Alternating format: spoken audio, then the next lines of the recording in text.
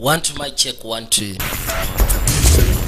tugenda katandikira watali kayimba wadde akalango kaino mukashira kano tulina kabaka gwe twatandika naye nakyagenda maaso n'okurapinga kojja zino plastic explosives ziba za bulabo kamala kyavaayiwako shepeewo buli kimu kyonna kiri mu ntegeka n'asooka agyetika n'ayitawo nayo maze ogitegeka bulungi nnyo bali waliwo ekimotoka ekyali kirinze n'akwate kuba ayingire munda yakayise the state within gambye tulekedde katundu kasooka bujja kuba obutundu 6 nga bagamba Jason Isaacs takabuzeemu ne bagamba Ben Daniels naye muneeno wabula Neil Pearson Eva Alex Jennings bonna bagenda kubeera bazannya olwaleero ne bagamba Naume Jenkins ne Ted Genevieve O'Reilly tibakabuzeemu nga bagamba Shawn Gracie naye muneeno wabula Lizel Make Daniel bebawandika olugero ne bajja bagamba Grain yakafulumya mu butongole wabula kabaka ayitibwa Michael Offer yakakwatako paka ku ntiko yaako yakayise the state within Vijay Junior nga bulijjo Cracking Sports Bet Uganda Limited kuva mu Q's Digital Studios mukashako tu waliwo kabaka omulala yayina file kyava kiteka mu briefcase mulimu schematic ya device emu nona atuka butoshi yaja Ring me. ati nkubirako I'll be in touch. yakukubirako shebo Rodi ayitibwa Hanley namusibula kyava akwate bali briefcase jalese washiwe meja Rodi kyava agijayo tiyatawana nakabira yajetika bwetishi waliwo ennyonyi yatuka mu kaseera ako nagambye kuno kunakwanjula kwa sinema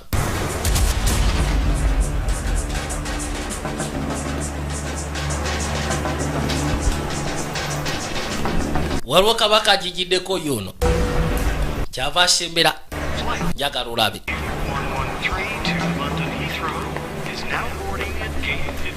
ono yatuukira wano ati amakya malungi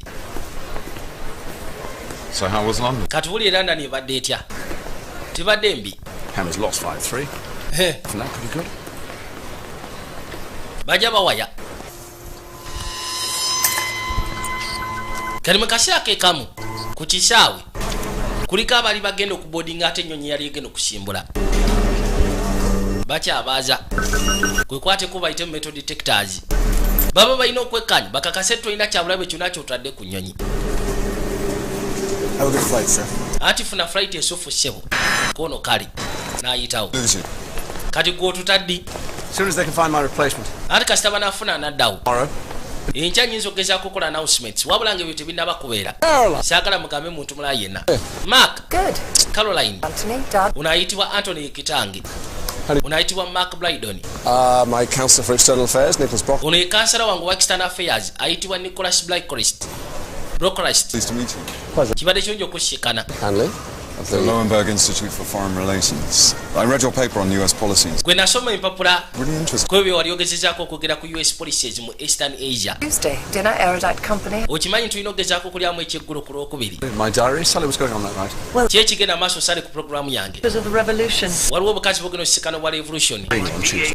awo ku lwokubiri nja kujja tuli ekyeggulu ewuwo kale Lovely to meet you at last. kibadde kirungi okukisikana Mr. Hanley oli ayitibwa Anthony Hanley Sorry, kyava amusibula you're booking for the First Lady's trip. owayi mbadde nyina osooka okukebera ebintu byengeri gye wabibukizemu n'ebisigadde byonna n'akwate kuba ayitewo oyo ambasada wa Bungereza mu America ayitibwa Mark Blydon twadde ebbali ono ettereke lyamaze okuzinga bulungi alina gwe yali kwasa ne babireeta ebbali mu nnyonyi emu ono kyava azza nawo kino kabaka yasembera Mark Blydon anti webale kudda ambasada anti team kiva bamuteeka mu gaali bwe batu ne bajja bamwolekeze kwembasye wajja eri erya Bungereza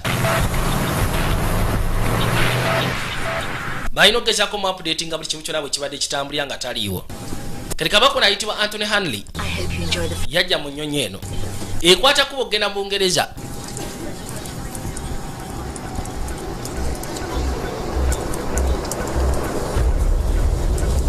Please turn off the laptops. Bambi twandiyagadde oshatinge down laptop yo konti wali buzibu. Najagijjeko ofulwanyiga. Waliwo device gye yateekako. Kyokka device gye yateekako erabikanga kojja. Mu kibox ekimu kye baatadde eno mu bintu bya kago. Bwetyo neekwate kuba esimbule. Yolekera Bungereza. Today's schedule. Schedule yiyo bwetambula. Lunch is at Armitage headquarters. You're on after the secretary. Ogenda kubeera ku headquarters, ogenda kubeera ne Secretary of Defense. Know that James Sinclair. Okimanyi nti James Sinclair ali mu kibuga. The press have picked up on his campaign against Bannamawulire babadde ku lutalo lwe. President Bosman. Luno lwagamba olwa Tigiscan. The Kyrgyzstan Supreme. Masekati ga US mugaseko ne UWEK. Take a look at this. Laba kino. There have been several calls about yours and Boogedde ku nsonga nnyingi nnyo nga bagamba nti wali mukwano gwe mu biseera biri ebikadde. Mu Tigiscan.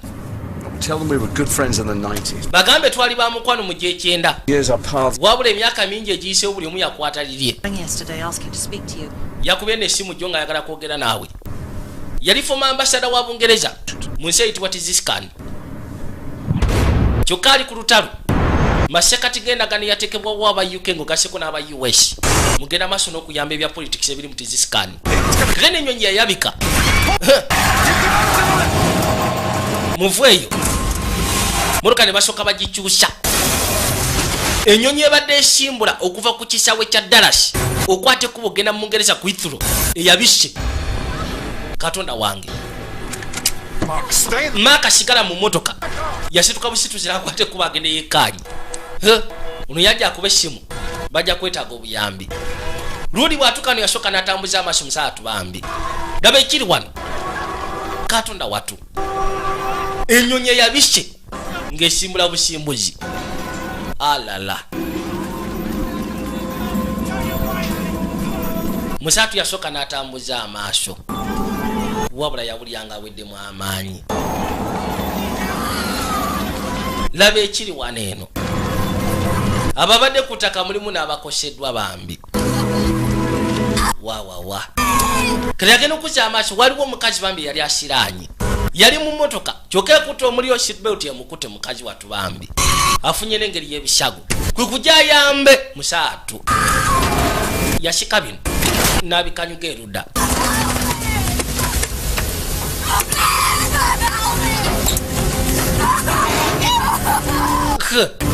My name's Mark. What's your name? Yamugamba bambita Mark Blydon. Ndi ambassador wa Bungereza wano mu America. Kwe kujja muyambe. Wabula seatbelt emukute. Kyokka talina ng'ekijja avaayo. Motoka etandise okwata akaliro. Omusaawe kyava amwetika. Nicholas. Kansala wa External Affairs. Ye yamwetika. Musaatu abadde abuli ayetaaga kuyamba kannakyala. Kubanga kabadde mu bulumi. Ukakanira kafiira mu bulumi. Ayaya. Nagambye kwanjula kwa sinema. Musaatu yabuli agaweddemu amaanyi naye nga tewali kyayinza kukola kati. Nakyala afudde. Bamwetika bamuyisheewo. It's the flight to London. Mark. Okimanyi nti ennyonyi ebadde ekwata kuba ogenda ku Heathrow mu Bungereza. Mulandani. Ennyonyi neegudde ebadde yaabwe. Oba ebadde ekwata kuba ogenda waabwe. Kali mu kaseera kano waliwo omunene asembera. Simu yajja. Kyava gyagikwata. Under secretary. What? Eki? Where? Wa. Ladies and gentlemen, if I could have your attention, please. Abaami n'abakyala ndyagadde mugezeeko okumpuliriza. Pleasure. Kyasanyu Predecessor here, okubanga njagala kwaniriza oyo gwe naddira mu bigere. esteemed Secretary of Defense Lynn. Nakyala eyali akulembera kampuni yaffe yafuuka kati Secretary of Defense ayitibwa Lynn Walner. Thank you. Mwebale nnyo. There's very little that can pry me out of the Pentagon these days. Ennaku zino kiba kizibu okuzija mu Pentagon. It is with great pride that I stand here today. Wabula ate kyasanyu okubanga nyimidde wano olwaleero. Motoka zijja ku speed. Bazituukira wano. Kabaka ne bamugulya. Uno under secretary ali wansi wa Secretary of Defense. Since this corporation was founded in 1980, Agamba nti eno corporation bagitandikawo mu 1981. the people of this country, Era nga kigamba bagikolageza kuyamba bantu ba nsi eno na kuteekawo mirimu. that I was privileged to steer this ship. Irenga agamba nti kyali kyasanyu okumala emyaka 9 yagivuga emyaka 9 eyitibwa Armitage Corporation. Wabula kati agikwasisa road ayitibwa Gordon Holdings, Idea. 90 nations. Irenga agamba mu nsi 9 mwe bakwasaganyiriza emirimu gyabwe. I want to say Bamukuba akaama. they should enjoy another 25 years. Yandiyagadde kampuni eno at least etambule emyaka 25 olw'emirimu gyayo emisufu. Yali CEO wa kampuni eno eyitibwa Armitage. Bamuyisaawo. Thank you, Lynn. Mwebale nnyo bannange. An explosion brought down the path. Waliwo okubwatuka okubwatukye. Kino kiraga ensi yaffe eri under attack. Waliwo ennyonyi ebaluse. Bagamba ensi yabwe eri under attack. Baba America bayinishitingirawo code. Ready code. Basada bamutuusa butuusa. Kwembashi. Laba. Gwe kumugulira.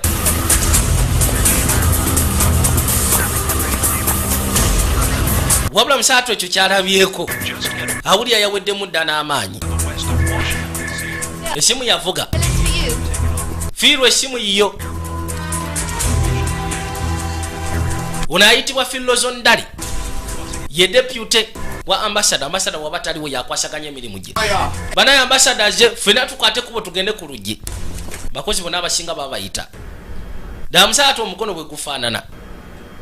Kyokka ne Kanyasa tasobodde kataasa. Yena awulira ennaku Kamala. There were 262 passengers. Kigambibwa nti mubaddemu abasaabaze 262. Era nga 97 bafudde babadde Bangereza. Fatalities on the ground. Bagamba mwenda bafudde ku ttaka.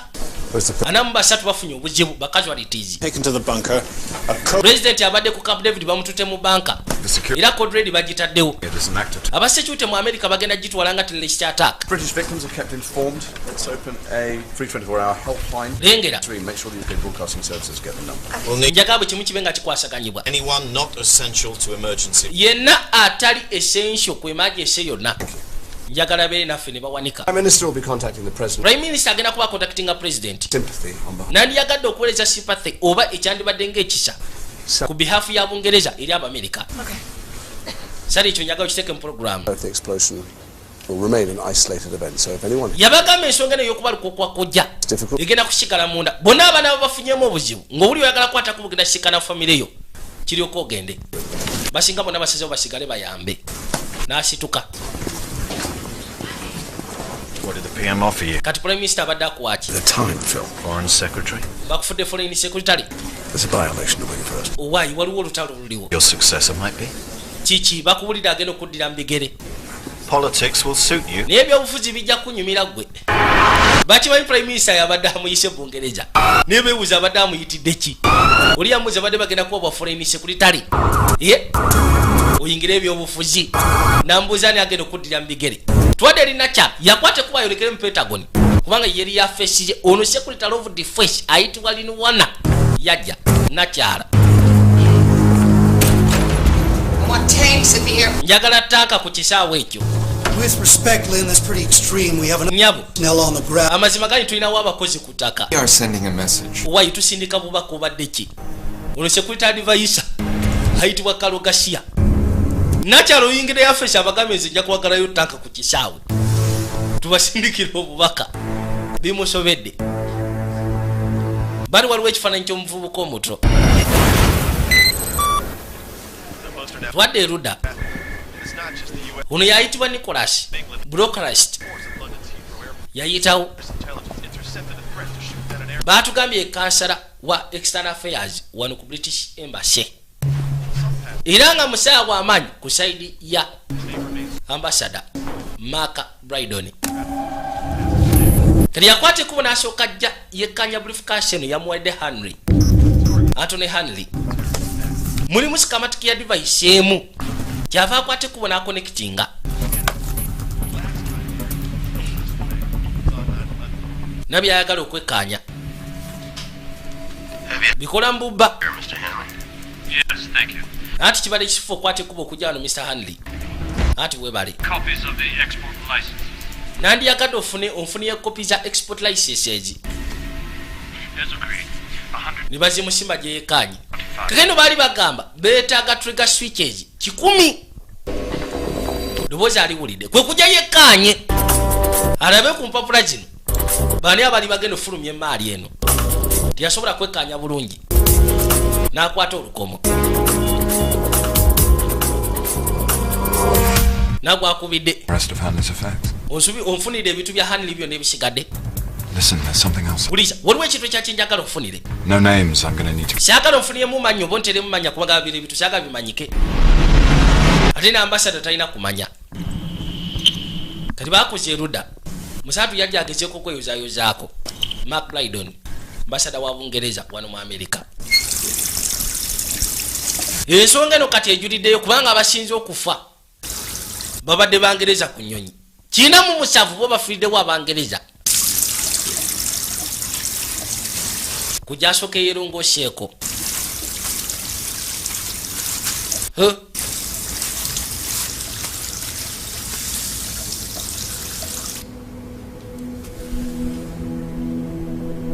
Yatunanga takikiriza. Muli awulya n'ennaku ku mutima. Kati bakoze eruda. Wano nga bagamba FBI emergency mogo. Bagitadde mu DC. Wano webagala okugezako okwekanyiza mayiti. Ninga ennyonyi bwebadde ey'okubaluka. Kiba kizibu ebiseera ebisinga okugezako ku identifying omuntu by fasa. Era ebiseera ebisinga bakonsideringa personal effects. Ababenganda baba baze babagamba kutunya personal effects. Biba bibadde ebintu by'omuntu. Kasitogezako gamba nti ebyo bibye then nga balyoka bakugirayo mayiti ku babijje. Bantu abasinga bagosedda. Basada yakwate kubayiteyo yekanye. Bifaananyi batandise dobiteka kwabo bibasubira ababadde mu nnyonyi.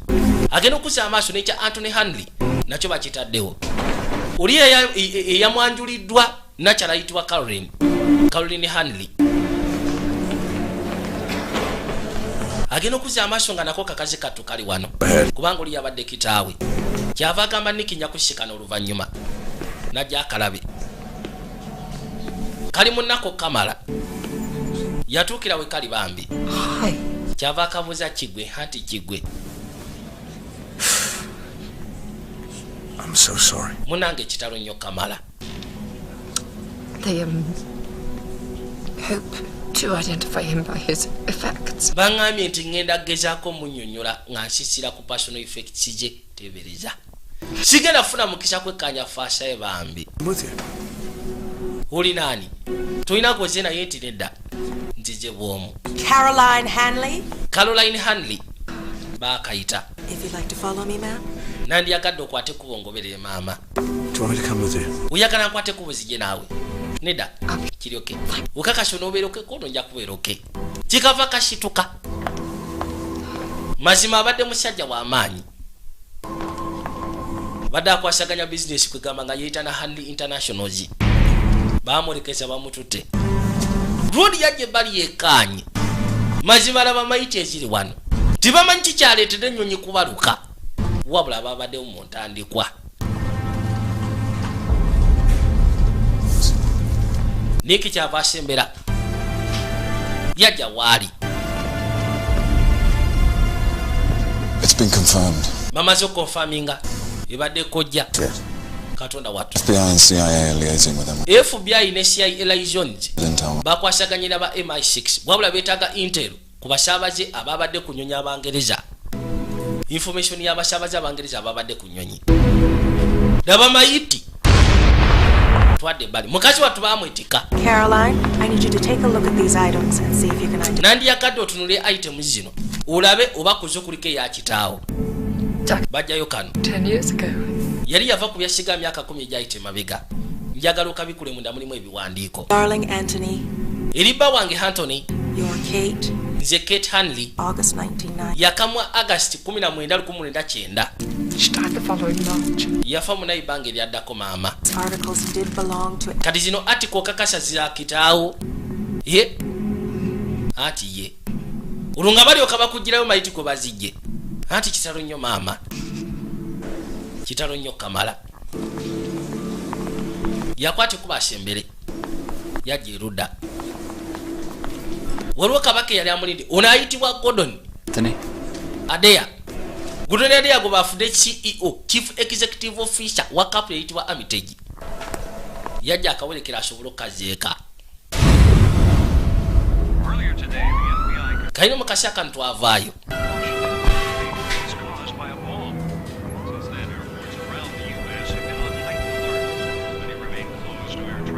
Rodi musatu bamuvuga basobole gezaako omutwe mu residence gyagenda okasibe wuwe.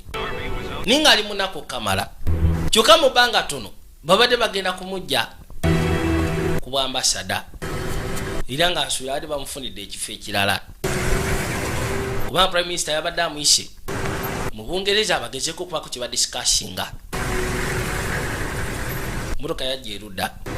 Kyokka ati bino bitunuulidde ye. How are you, Sir Mark? I'm fine, thanks. Oli otya ssebo kono ndyoke. Can I get you anything? Beeko kyekufunira kyonna. Jennifer, you go off to bed. Nedda. Kwate kuba ogenda owumulegwe. Bisigadde njabiraba oluvannyuma. Yajja paka munda. Ayinayo munda eno ka study room. Kyava akwata olukomo. Kageno bambi yatandika okuba essimu ng'agikubira. Obanga azikubira ababadde n'abantu baabwe ku nnyonyi. Bali 97. Agezeeko bakungubagiza kubanga gwe mulimu gwe. Mark Brighton, I'm the British ambassador here in Washington. Nze Mark Brighton. I just wanted to say... Ndi ambassador wa Bungereza mu Amerika. Yagadde kugamba nga kitalo nnyo munnange. Yafubanga bw'asobola agezeeko bakwasaganya abasinga obungi. Mr. Stevens. Mukyala Stevens. My name's Mark Brighton. Bampita Mark Brighton. Kiriso exhausting kubanga biseera bisinga obulya n'amalobozi gaabwe nga bakaabira amasekati g'essimu. Kasita omuwa amawulire. Yawulira nga akoye n'okoowa. Kyava akwata essimu n'agikakanya. Mu kaseera kano baakoze erudda. Waliwo abasembera bakutte embwashi nga bagamba Kaiser, West Virginia.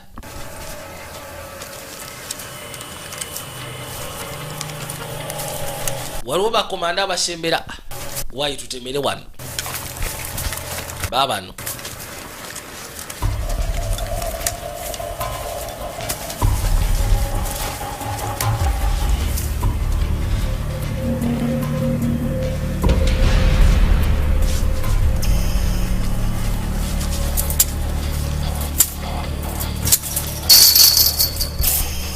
Kwe kusooka ne basala kasengenge. Ne bayitawo paka munda. Yonna gye balumbye Mukama y'amanyi. Nabono bwakona ku waya. Alamu yateekebwako.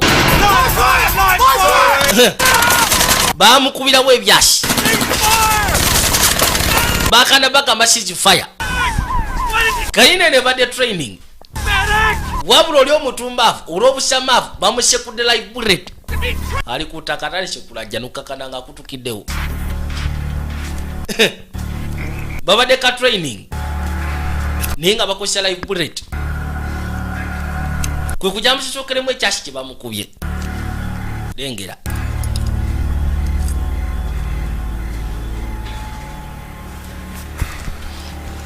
You take a good look. Mwekanyenga.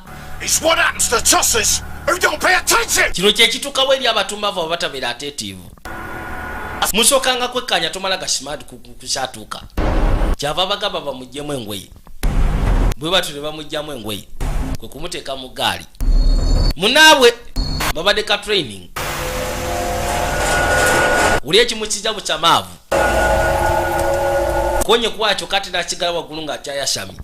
Bamusekudde byasi. Balina gye baatuukira. Kusooka ne beetika mayiti ye bagijjeeyo. Ono yakulembera akabinja. Stand aside. Mudde ebbali. Afande. Yamusekula ekyasi. Kyeza ku kyeza. Toss him over. Mumusula eri wasimazi. Mayiti ne bagisula muga. Alala. Kayino mukasya katwadde ebbali. Jwira baatugambye Claudia ayitibwa James Shekereya. Yali former ambassador wa Bungereza. Interpreted by certain groups as provocation. Can you elaborate on that? Right. Yali agenda maaso n'ogezaako okunyonyola ku kikwatagana n'enkola y'Amerika ng'agasseko ne UK. Kigamba ebiseera ebisinga mulimu ebintu bye bakola ne balowooza nti bo babikola bulungi. Kati ng'ensi tigisikani. Bagenda maaso n'okuteekamu ssente emyaka gino gyonna bataddemu biliyoni ezisoba mu 5. eri president ayitibwa Usman kyokka ate ng'alinyira eddembe ly'obuntu eri eyo. Yagezaako kugamba Abangereza kati bwe wabagamba tebalina kye baakola tebalina kye baakola baneetika bwetisi ne bantwala ne bancunya okakana nga bangobye. Ono yajja musikane yali British ambassador mu Kyrgyzstan kano yajja waali story kigwe. You missed me on the telly. Omisize ku TV mbaddeko. I'm not staying. Wamasigenda kusigala. I'm getting a good response to the campaign. Americans across the political spectrum are questioning foreign policy. I can't hear this, James. Ebyo sagala tubyogereko. Can't we at least discuss it? Leka nawe tudiscussing tumaze banga bwafu tetulabagana. Sitekedwa kuba naawe. Why did you ask to meet me? Kalwaki okutte kuba okujja okusikana? Calling the embassy. James lekera okuba essimu kwembashe. Umanye emisango gye wazza. Gwe tulowooza nti okuba essimu kwembashe kigenda kuyamba mu nsonga z'ogoba kati. Sirika. Ebyatukawo mu tizisikani bisirikire.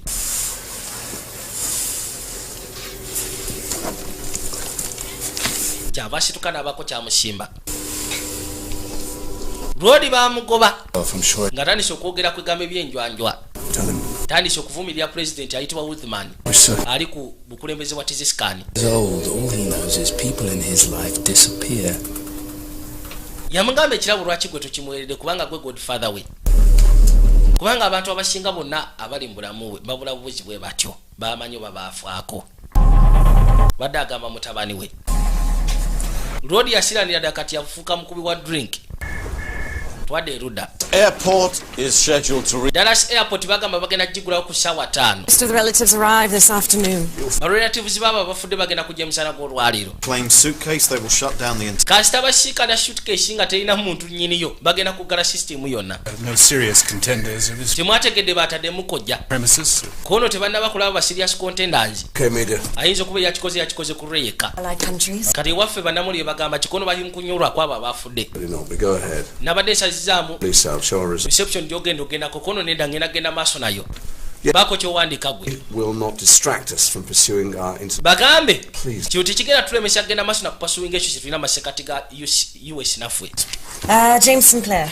Kati James Sinclair ye tugenda kugaana ensonga zaaliko eza tizisikani and our support for President Usman's government. Don't. Ne support gyagezaako okuwa Oxygen. mbu support gye tugezaako okuwa President Usman.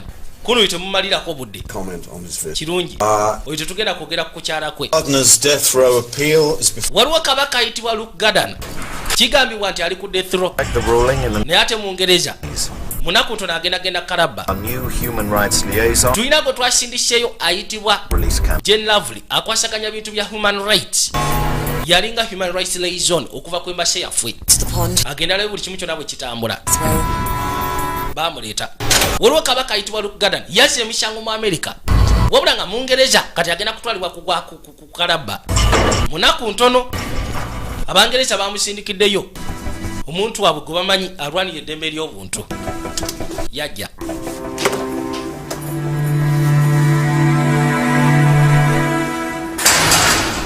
Kabaka kyava asibira paka erudda ayitibwa Luke Garden. Ono ye liaison gwe basindise ayitibwa Jane Lovely. Bakwata olukomo. Sam aliwa. My lawyer. Lawyer wange. Sam Livingston. The opportunity to talk to you alone, Mr. Gardner. Anti mbadde njagadde nfuna omukisa guno twogere. What the embassy? He told me. Yaŋŋambye. I'm in secondment from London. He told. Yagambye nti ogenda kujja. I'm a Gemini. Ndi Gemini. Did he tell you that? Ekyo yakigambye. We need to talk about your appeal. Njagala twogere ku apiiri yo. Just ruling on whether you received ineffective representation. You're wasting my time. Gomalira budde. Prepared to talk to me, you're wasting mine. Bw'oba toyogera nange ogenda kuba omalira budde. Supreme Court bawaddeyo apiiro bageze kukola bubegenda jikkiriza. Introduce evidence from witnesses who claim they saw you 2 miles from the scene. Waliwo abagamba nti bakulaba miles 2 okuva ku incident y'abaana we baafiira. Era nga bwe bakulaba no cab driver nga muyomba. Kono sijjukira kubanga ndi ne cab driver. Bingi byasijjukira mwaka ogwo. How do you know you didn't kill those? Kati kijja kityo kubanga ogamba nti tewabatta. I know. nanditegedde I have blood on my hands, but kubanga nalimbaddeko n'omusayi ku mukono gwange. Foreign Office have a strong anti-death aba foreign office orders of your bagamba nti balina omusango gw'amaanyi gwe bayinza okuteekako official ku nsonga eno. Supreme Court. Bamunfuna n'okutta abakazi baali babiri. What? heads Heads or tails. oba tails z'oyagala. Choose. Londa. Heads. Kaba kalulu. You've chosen to die by lethal injection. Awo bolonze kukubya mpiso kalaba. Now they say it takes 4 minutes. Bagamba kitwala eddakiika 4 okufa. Doctor doesn't pronounce. Wabula omusawo atwala eddakiika 15 n'alyoka pronouncing okufaako. You wish you'd pick tails now, eh? Awo tolowooza nti at least wandironze tails. Toyagala kumanya ki ekituukawo. Death by electric chair. Awo bakubisa akatebe k'amasannyalaze. You ever smell burning flesh? Wali owunyiriza omunyama nga gwokyebwa. In your nostrils. Omukka teguva mu nnyindo lyo okumala ebbanga gwanvu. But they say it's quicker. Naye bagamba yengeri ennyangu. I really want that to be my Nikuluuza nandyagadde maama wange abe nga alina bijjukizo ebyo mu nnyindo ye. Munyama gwange nga gwokyeddwa. Not some kind of freak show. Why is it freak show? Take your anti-death. Kalibino bye muliko bya anti-death penalty. Bikwate kubo bijja wano kyagala omalire budde. Genda. Mumuyinza okutwala ng'omuzannyo. Amugambye sebo okutta ba Philippine coin. Then n'olonda heads oba tails. Bolonda heads bakubya mpiso. Bolonda tails bakubya katebe k'amasannyalaze. Nga bagamba Fairmont County, West Virginia, kati ate gye tuzze. Mu mugogumu. Waliwo namukadde agenda maaso n'okuvuba. Kyava asembera.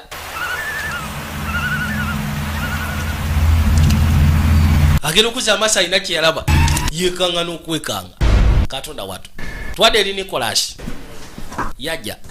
Kyavaako okona. Yingira. Wayi tufunyemu obuzibu. Gwe sooka ofulume ebweru. Buzibu kyate. One of the British passengers on the plane. Omu ku batuuze ba Bungereza eyabadde ku nnyonyi ayitibwa Hassan Khan. Abayima 6 bakizudde nga yabadde alina erinnya eddala. Ibrahim Wahidi. Thanks to a jihadi training camp. Era nga kigambibwa nti yaliko mu jihad training camp. Yaliko ne mu Tizistan. Where it is. Tizistan nti ye. National security advisors in your office, ma'am. National security advisor ali mu yafeesi yo maama. They're supposed to be our goddamn allies. Bano bateekeddwa kubeera bakyapiri baffe ba Tizistan. Central Asia dimension? MI6, President Usman claims to have suppressed the military. MI6. Doubts, man. We're paying that ingrate $100 million a year to scrap. Okimanyi nti oyo mutumbaavu ayitibwa Usman tumuwa ssebo miliyoni nga 10 omwaka. Atula butuuzi awo. Mukwate kuba musekule bateresi bonna gye bali. Suspect bomber was a British national. Suspect no yabadde mutuuze wa Amerika.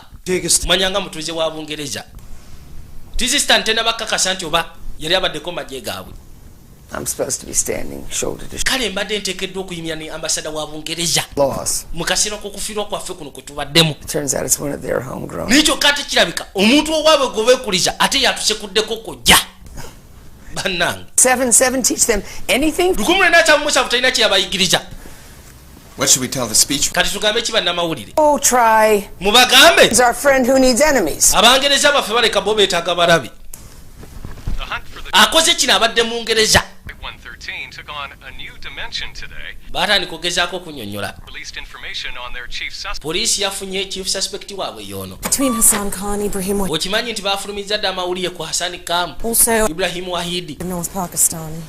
Where the bloody hell they... Yaliko mu North Pakistan. All right, we're going to need a complete dossier on Khan Wahid. Nja kwetaaga buli kimu kyonna ekikwatagana ku oyo Lord Hassan Khan msimanyi Ibrahim Wahidi. If you can find out from your guys. Yonna gye yasomera gy'abadde asabira mu mizikiti ne wasigadde yonna. We need to sort out the facts from the fiction. Aba MI6 bagambe bagezeko zula ensonga eno ng'obudde bukyali. Kwegamba ensonga eno njagala tugikwatire ku mazima wabula si ku fiction. Facts wabula si ku fiction. Indicates explosives were in the hole. They're not. Bagamba nti kojja yabadde mabega mu kago. Like they were detonated. Tebategedde yabadde grade ki. Naye nga kigambibwa nti yabadde detonated. Garcia. Nga bakozesa electronic source. Carl. Onono Carl Garcia yayo yagala okwogera nammwe. Yes, of course. Anti wali buzibu. Security advisor abeetaaga. Gwe, Nick. We're going to the West Wing. Tugenda mu West Wing. Invited or summoned. Batuyise batu-invite nzoba batukowodde. Mbu are we invited or summoned? Kegamba bidifalinga. 5. Lwodi abayise. Under your radar. Ono ye National Security Advisor. His alias Ibrahim Wahid wasn't. ono abagamba nti omusajja yakoze kino yabadde mutuuze wa Bungereza ne bamugamba nti Hassan Khan ffe twali tetumanyi koona at least yali atambulira mu alias eyitibwa Ibrahim Wahid mwandibadde mukimanyi ayitibwa Kalo Garcia kati no president atudde ne nakyala bagenda gezako kutunula mu bintu by'ennyonyi okujja eza Bungereza ng'ogaseko ne visa obutabawa oyo omukazi omulaba yaziika mutabani we n'asupportinga president otula ku ggwanga lya America oyo omukazi ali untouchable kyenyinza okugamba Abamerika bo tebafuddeyo batwogera ku passport ne tutabawa visa kugenda mu Bungereza oba kugala border zaffe waliwo mayiti eziri ku Broadway ez'Abamerika kyokka yakikoze mutuuze wammwe abantu bano mbadde mbalagajjalira What if I get the PM out here in a gesture of solidarity? Kalwaki tetuteekawo akabonero ka solidarity ne tubalaga nti ffe tukyali wamu tugenda kulwana kono kiyinza okuba ekizibu abantu batandise ddopakuka balinga abagamba nti eno weevu mpya eya suicide attack Leaking intel to the media. anti mulekerawo okuweereza intelligence eri media musobole okugezaako ku avoidinga hysteria Statement will be issued at 3. yabagamba ngenda kwogeramu ne wana Call you by 2. bwe binaaba biyise bulungi nja kukubira ku ssimu There were British body parts on it. naye kimanye nti waliwo ne mayiti z'Abangereza ezabadde ku Broadway tolowooza ku Amerika bokka ati kale If it's not the agency. kati agency yaabwe webanga si yebadde efulumya amawulire mawulire gabadde gava kono gabeka gabadde gava mu Pentagon nga tegava wano ku NASA ku National Security Agency yamubuuza ekitabo ky'okukungubagira abo abafiiriddwa abo bwe mwakitaddeyo dda tetubadde tutunaba kikebera nnyo n'abagamba musooke mulindeko kati twadde erudda mukazi wattu atuuka butuusi yasooka n'ajja ebbali ng'amaze okuva mu kkomera ono yayitibwa General bano bayitibwa ba Release Campaigning Office balwanira ddembe ly'abuntu kwabo bagenda kalabba ono yayitibwa Sam Livingston yabadde akola ku musango gwa Luke Gadana No, I told you before, I can't even comment on that until after the wamasokolekeko bali busy I know bulega Hello.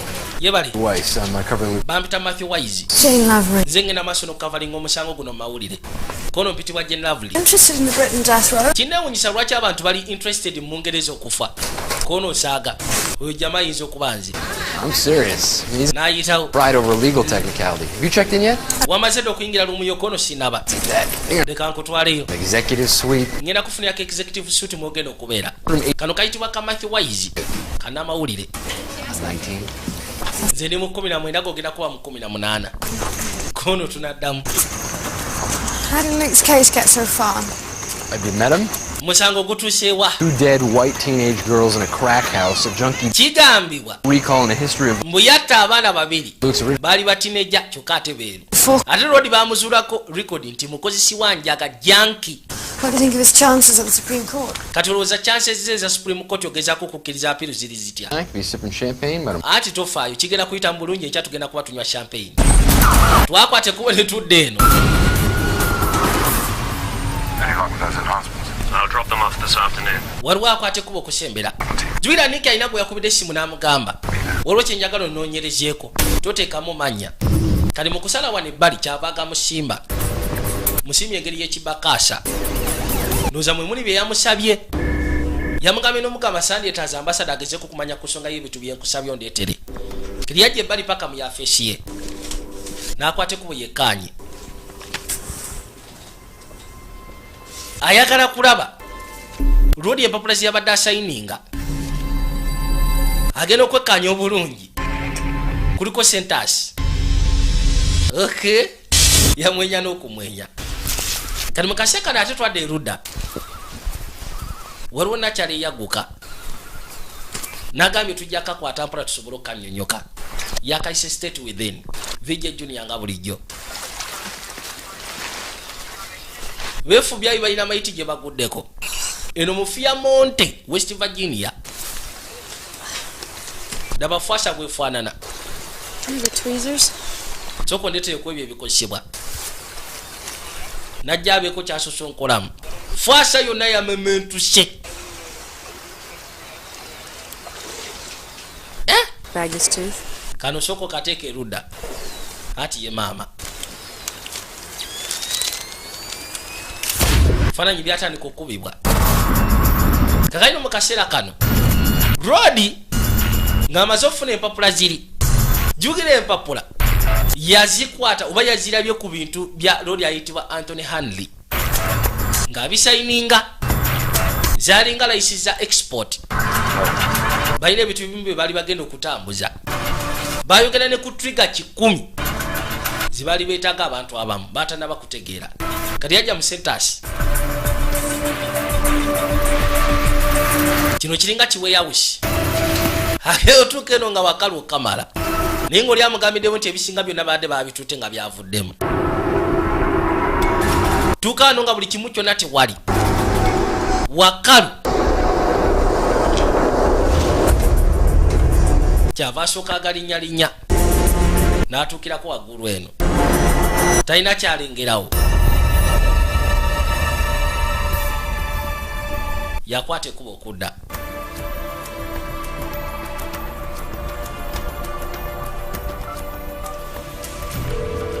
Yakwata bukwasi lukomo. Obizudde? Wayi sibisanze eyo. Oli yajjako bujja simu. Naye kwe kugizaako. Mbuziza bufunye kono sibisanze eyo. Yes. Twade wa Mark. Azam Sinclair on the phone. Azam Sinclair ali ku simu ayagala kwogera naawe. Kyava akwata olukomo. All right, put him through. Muyise tewali buzibu. Happy birthday. Nze Mark amazaalibwa amasufu. Yeah, thank you for my present. Weebale ekirabo kiwampeereza. It's my favorite godson. Godisani wange ali atya? Oli bameka, olina bameka? The one. Ati gwe weka. So are you enjoying Washington? Kati onyumira Washington. Dad's pretty busy. Ati taata abeera busy. Wandikutte ku buno jjako eno. Reception. Nyina ka reception kengendo gendako. Singa kibadde kisoboka nandikutte ku buno enzija. Waba tekijja kusoboka. Naye tofaayo nja kujja kusikana oluvannyuma. Osuubiza n'okwate ku buno ojja n'osikana oluvannyuma. Ati kusuubiza. Kano katebe kajja mu Sinclair. Kyekava kazaako essimu. Wabula kitawaka abaddewo. Jwira ayagala okugezaako kukola contact ne Rodi. Wabula Rodi yamugambye munnaye siteekeddwa gezaako kulabibwa naawe. Ku ebyo bye wakola Bungereza n'etuuka n'okugoba ku kifo kye yali ekuwadde nga ambasada. Katwada ku reception.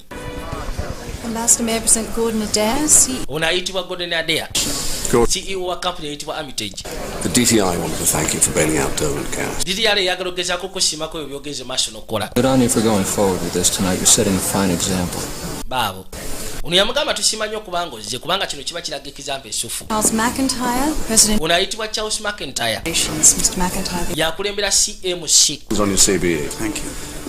Eyitibwa CMC Operations. Well, I spend most of my time. Oba Secure Operations. Kwegamba kalinga ka private military contractor. I look forward to it. Kibadde kirungi okusikana munnaye. Nakyala n'alyoka ayingirawo. Secretary of Defense. The US Secretary of Defense. Ono ye US Secretary of Defense ayitibwa Linwana. Thank you for coming. Ati we balikwata kubo kujja maama kino kiraze amaanyi. Instead, they bind us closer. Bano ne bakubadde baagala otwawula basigadde batugatta. It will be an honor if you'll be the first to sign up. Engeri gy'olina omutima ogw'amaanyi ku nsonga ng'eyo wakati w'omukwano gwaffe nandiyagadde gwe osooka okusayininga ekitabo kya condolences. Ko tewali buzibu. Njasooka okisayininga. Kyava akulemberamu. Bajja erudda. Ninga ayinamu ennugu kubanga omuntu yasekudde ennyonyi n'agezaako kutta abantu okuyanja ng'ogasseko n'abo babadde ku ttaka abafunye obuzibu yabadde mutuze wa Bungereza bamugambye yabaasa okugezaako sayininga condolence book. I don't know what you're referring to, sir. Gwe simanyi kikyogenda maaso n'okulifaalingako. Admit, wasn't my idea. Kino tekyabadde kirowoozo kyange. Mark's going to be a tough act to follow. Kyogamba Mark anaagezaako okubeera omuzibu mu akitinga mu nsonga yaffe. Bali balina kibadde badisikasingamu ababiri. Under Secretary ng'ogasseko ne Rodi Nick. Still peddling guns for diamonds. Simanyi okyawanyisiganya emmundu ofune diamond. Mr. Nicholas, ask the Chancellor. Nicholas. We think you can float in the country. Tebagambangako nti private military contractors mulimu ssente. Sector pension. kubanga ennaku zino tufulaadinga nnyo tojja kwetaaga abagula ku migabo. MC Secure Ops. Ono bamuyita Charles McIntyre, ono under secretary. Thank you. Anti kirungi okusikana kano kono webali. Sir Mark Bryden, Bonna tebakwataga bulungi. Her Majesty's ambassador. Oli akulembera Armitage bakagimuwa yakafuka CEO. Thank you all very much for coming here this evening. Nina basimu okubanga muziwana akawungezi k'olwaleero. Frightening. Mazima gali nti. Sometimes. But it's in adversity we find our true friends. Bagamba muzibu nga buno bwe tusikana ab'omukwana abatuufu. Welcome Lynn Warner. Nandiyagadde okwaniriza Lynn Warner okubanga azze. This gathering serve as a reminder. Okuŋŋaana kuno kulube okutujjukiza. Will unite us tomorrow. Nti ebyo ebituleetera okugezaako okwegatta tebisobola kumenyebwa. Kwegamba omukago gwe tulina wakati waabwe oli ne bwafuba atya tekijja kutuleeta kwawukana. Bamuyita agezeeko okuwa ekigambo. I thought long and hard before coming tonight. Kino kirowoozezaamu nnyo nga sinajja. About yesterday's events. Ebituuseewo jjo. Reminder of the forces out there. Bigezezaako tujjukiza nti amaanyi agali agama sitaani. Yes, democratic way of gaagala okugezaako tukyankalanya. Ng'ofudde ku ddembe ly'obuntu lye tulina mu Amerika wabula economically baagala tusuula. I stand here tonight. Nyimiridde wano ekyo ky'olwaliiro. Warning to those who wish to ngezeeko okulabula abo bonna abaagala okugyawo eddembe ly'obwebanguze waffe mu Amerika. lives. N'okwagala okugyawo obulamu bwaffe. Masimu ne gatandika okuyitiŋŋana. Kyekiguddewo. To defend ourselves. Ffe twali beetegefu okwetaasa. All British Muslims in his state and detaining them. Okimanyi nti Gavana Norris yatandise dde okugezaako okudetaininga abantu bonna Abangereza ate nga basiraamu. For basic human rights. Ono yamugamba ekyo kyemukola kimenya mateeka. Kijjawo n'eddembe ly'obuntu. The governor of Virginia is acting under the powers of the Patriot Act. Ali ku Patriotic Act. Pakistani fundamentalist, Kyrgyzstani Islamist. Katukakasa tutya ati eyakikoze. Finger on the button was British. Owa eyanyizza epesa abadde mu Ngereza. Queuing up right behind him. Ate bangambye nti bangi abajjira emabega we. It only takes one. Kati munaasiba bameka. Okimanyi nti waliyo abantu ng'enkumi Abangereza. Visa holders. Nga basiraamu. Terrorist suspects. Bona mbatwala nga basuspects. Act of racial discrimination. Obscene. Sandi yagadde mugezeeko okukola kintu nga kino kiba kiswaza amasekati g'ensi. Against the types of. Kwegamba okwata abantu nga musizira ku ggwanga. I played along. Waliwo ayitibwa Gavana Norris. All right, all that hot air. Sifuddeyo. Bonds and unity. Ngezezaako okwefula nti tuli bajja ppiri wali eri maaso n'ensayininga ekitabu. So that our so-called allies can blow them. Naye nze saasindika mutabani wange mu Afghanistan. Tulwanise mpozi tufune nabo be tuyita ab'omukwano. Batandike kwabya abantu baffe mabega wa lujja. Support. Era Gavana waba kino kyakola nga kakasa ati kituufu ze muwadde support yange. Gavana w'omu state y'omu Virginia ye yatandise dokaba buli kisiraani nga bw'oba okimanyi nti oli mutuuze mu Ngereza ate oli mu kiraamu. Abasigadde badde bakolagana naffe. N'ekigamba nti bakakwata abantu 200 ba National Guards be bakikola. Tufudde. Give me the governor's number. Mpe essimu ya Gavana. Yaganye okwata essimu. Mbwadikira yalinga state of emergency. Buli mutumbavu alina okukwatibwa mu state y'omu Virginia. Kasita obanga okimanyi oli mu Ngereza ate ng'oli musiraamu. Gavana waliwo Gavana ayitibwa Norris. Naye gwe kiki ogenda maaso n'okuzannya. Nick yajja sekano ono ayitibwa under secretary. Defense Intelligence, your department. Okimanyi nti Defense Intelligence department yamu ye yafulumizza amawulire nti omuntu yakoze kino ayitibwa Hassan Khan musiraamu. You've got a xenophobic maniac locking up British citizens. Kati mwaddidde omutumbaavu atandise kusiba buli omu olw'okubanga musiraamu mu Ngereza. Fueling anger. Gwe ndabira ddala ofuluma mu busungu. You must know how dangerous that is. Njagala okimanyi kino kya ttabbu kye mukola. They better be worth it. Kansubire kye mugenda maaso n'okukola kigwana. Ye? Are you done now? Omaliriza by'oyogera. Njagala olabe Katemba. Daba ttabbu.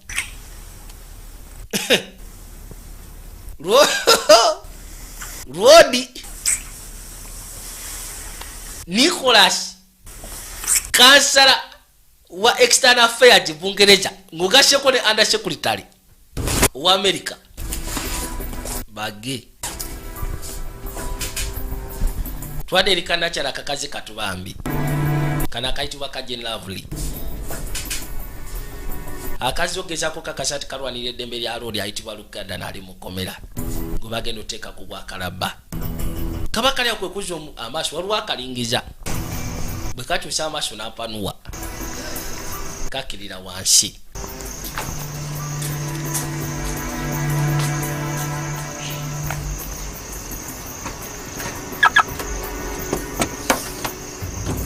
Kujja kafuna ebikosebo byako ebirala. Ono yajja gwate oyagala ki? Mutaasi. Deserve better. Mutaasi bambi kubanga agwanira ekisingawoko. Gardner, who do you think? Jane? Ngamba Gardner nakulooza ngambani. Jane storage. You know that guy? Bambi omusajja oyo Mutaasi talina kye yali akoze. Kabaka bamuyita yadduka buddusi ng'alinnya ggali ng'asibula avaawo. Naye agambye kannakyala bambi omusajja agwanira ekisinga kawo Mutaasi. Twadde eri road. Apiiru baagiweereza mu Supreme Council. He accosted me in a dark car park. Yajja agezeeko okwogera naye amubulye ku musajja akutte kuba omusiikana. I'm not responsible. Obona alina kyamumanyiiko. He's so certain you're innocent. Ye akakasa nti tolina musango. Death cases attract the crazies. All right. Emisango gy'okufa gya attractinga ba crazy. Mbwe emisango gya death. Gigezaako ku attractinga ba crazy kwega abantu abaguwa eddalu. Kati agenda okuza amaaso okwekkaanya. Ebali ku television. Bali bagenda maaso n'okulangirira. Nga bagamba nti kabaka eyateze kojja munyonyi afaanana bw'ati. Ono bw'amulaba n'essimu yagijjako bujja. Wakadde kaweddeyo. Yakanda bagamba mbadde nekkanya musooke mulindeko. Bamwetika bwetisi nga bamuyisaawo. Terrorist with established connections to groups close to Al-Qaeda.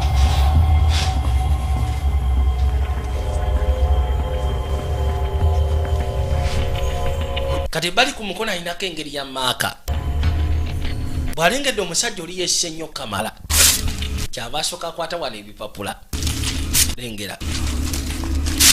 N'abiyuzaayuzaawo ku speed. Mu bwangu ddala Kamala.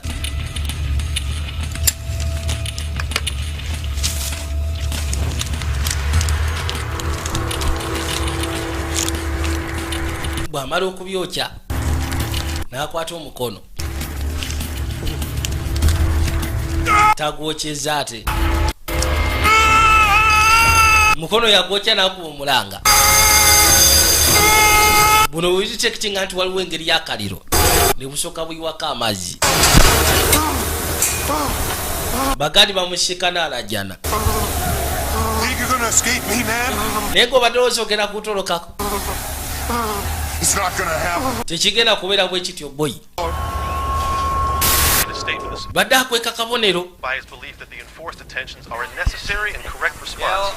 Kalino mu kaseera kano Yerodi agamba Gavana Norris mu kino kyagenda ku maaso n'okukola kyo kyetaagisa okukolebwa.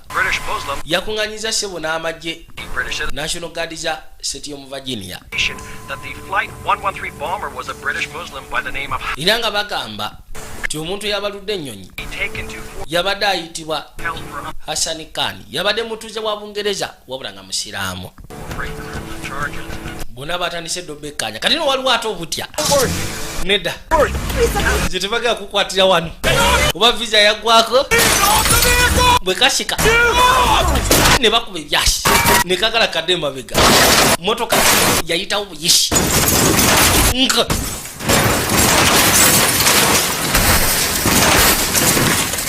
Neryoka yekata ekigo. Bubadde bwagala kupanuwa. Ambassador Nasreen Qureshi, Press Secretary. Bampita Nashley.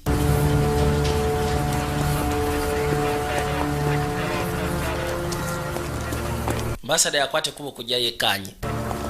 Azine Press Secretary we. Ayitibwa Nasreen Qureshi. Dabe ekiri bwana. Maiti ziri eri manga. Geno kudamu okwekanya awulira obusongo. Kyokka bali bo bali musanyu bali mnakunywa akacyayi. Daba kye bakoze. Police made some calls. They told friends they were frightened they'd be rounded up. They were trying to get to Maryland. Baade bakwata kubo gena Maryland. 5 and 24. Wabadde ko 23 mugaseko na 25. 24 mpozi na 25. Kyokka ate omuwala abadde kabadde student ng'alina lubuto. I'd make sure the names don't get out to the families. Kakasa nti amanya gabwe tegatuka ku bannamawulire paka nga tumaze okukakasa famire zaabwe. Anti kale Governor Norisha agamba newankubadde kino kibadde kiguddewo agitute nga tragic accident naye tekigenda mujja ku nsonga ye gyaliko yakugalira buli kamu konna kasita oba nga oli mutuuze wa Bungereza ng'ate oli musiraamu bonna bagenda kubeetika babagalire. Lodi yasooka n'atunula yawulira nga ate banaatidde n'okuba essimu eri famire zaabwe. Yadda buzi mu gaali. Hi. I wasn't sure you'd be awake. It's Caroline. Kansube nti oli ozukuse kati nze Caroline Hanley. Right. I was wondering if there's anything I can do. Mbadde newunya oba waliwo kyensobola okugezaako okukolera. There's a lot of resentment on the streets. Yeah. Bintu bingi byenengedde ku kkubo ku TV ye. Kyava akwate kuba gyamusika ne gyali. Nako kakyali mukungubago lwa kitaawe waako. Lodi atanaba kuterera mu mbeera. Yakashikana waneeno. Dad's cup still on the kitchen counter. Ekikopo kya taata kikyali ku kitchen counter. Talking to you. Nabadde njogera naye. It's not your fault. Eno siiso biyo. Gamba kale singa yafunyemu akadde akawera. Goodbye. Teyasobodde nakusiibula. Tuck me. Dash off. Yaŋŋambye ekimu dash off tandika. Genda. Tiyaŋŋambye wadde goodbye. You sleep with me tonight. Osobola okwebaka nange ekyo kyolwaleero. Abakazi mbolo kanyoleddwa nnyo kandyetaaze kebake naye oba osanga kikiyinza okukakakanya. Does it mean anything you're leaving and manyi kati nawulidde ogenda. Does everybody know? Buli omu yategedde. This is Washington, Mark. In Washington DC, Mark. Bingi ebiba byogerwa. Kategedde ti bagenda mwongerayo bagenda mu ekifo ekirala obwambasada agenda buvaako. Ninga kyalika balina enkolagana mu bintu bikwagana eby'omukwano. Yakagamba sandiganyi. Wabula tojjakera ku macyango ekyejjusa. Kwegamba sandi yaga tukikole tutyo. Kyava akasaba tosingemuko. Sebo kade kamusabye ekijja kijje. Olw'ennaku gye kayina. Oba osanga ekyo kijja mukakanya. Eva kyo kisobola okukakanya. N'ekisiza ne mu mbeera bwe kiba kijjidde. Kayino mu kaseera kano yajja akasimbe kabu kasobola okuddeeka. Kayitibwa ka Caroline Hanley. Kwe kuyita paka ebbali mu gaali. Bifaananyi bisatu byamukubibwa. Tamanyi. Ne baddamu ne bamufotola ebirala binokwatibwa badetainingiwe. Katate estate yali eguddewo yali etiisiza bangi abasigadde bambi ne bakwateko ne basooka bajja ku embasi yaabwe ya Bungereza nga bagamba Jason Isaac yakomyewo nateera kugenda okugatta kabaka ayitibwa Ben Daniels kwanjula Neil Pearson Eva Alex Jennings bona muno bali bagenda maaso n'okunyoya nti ekyali kituuseewo ku kapo bambi ey'abato kino kyakanze bangi abasigadde ekyabaleetedde okudduka banoonya obubudamu ku embasi yaabwe ya Bungereza. Bantu bali mu kaayana laba tabu baagala embasi yaabwe bayambe.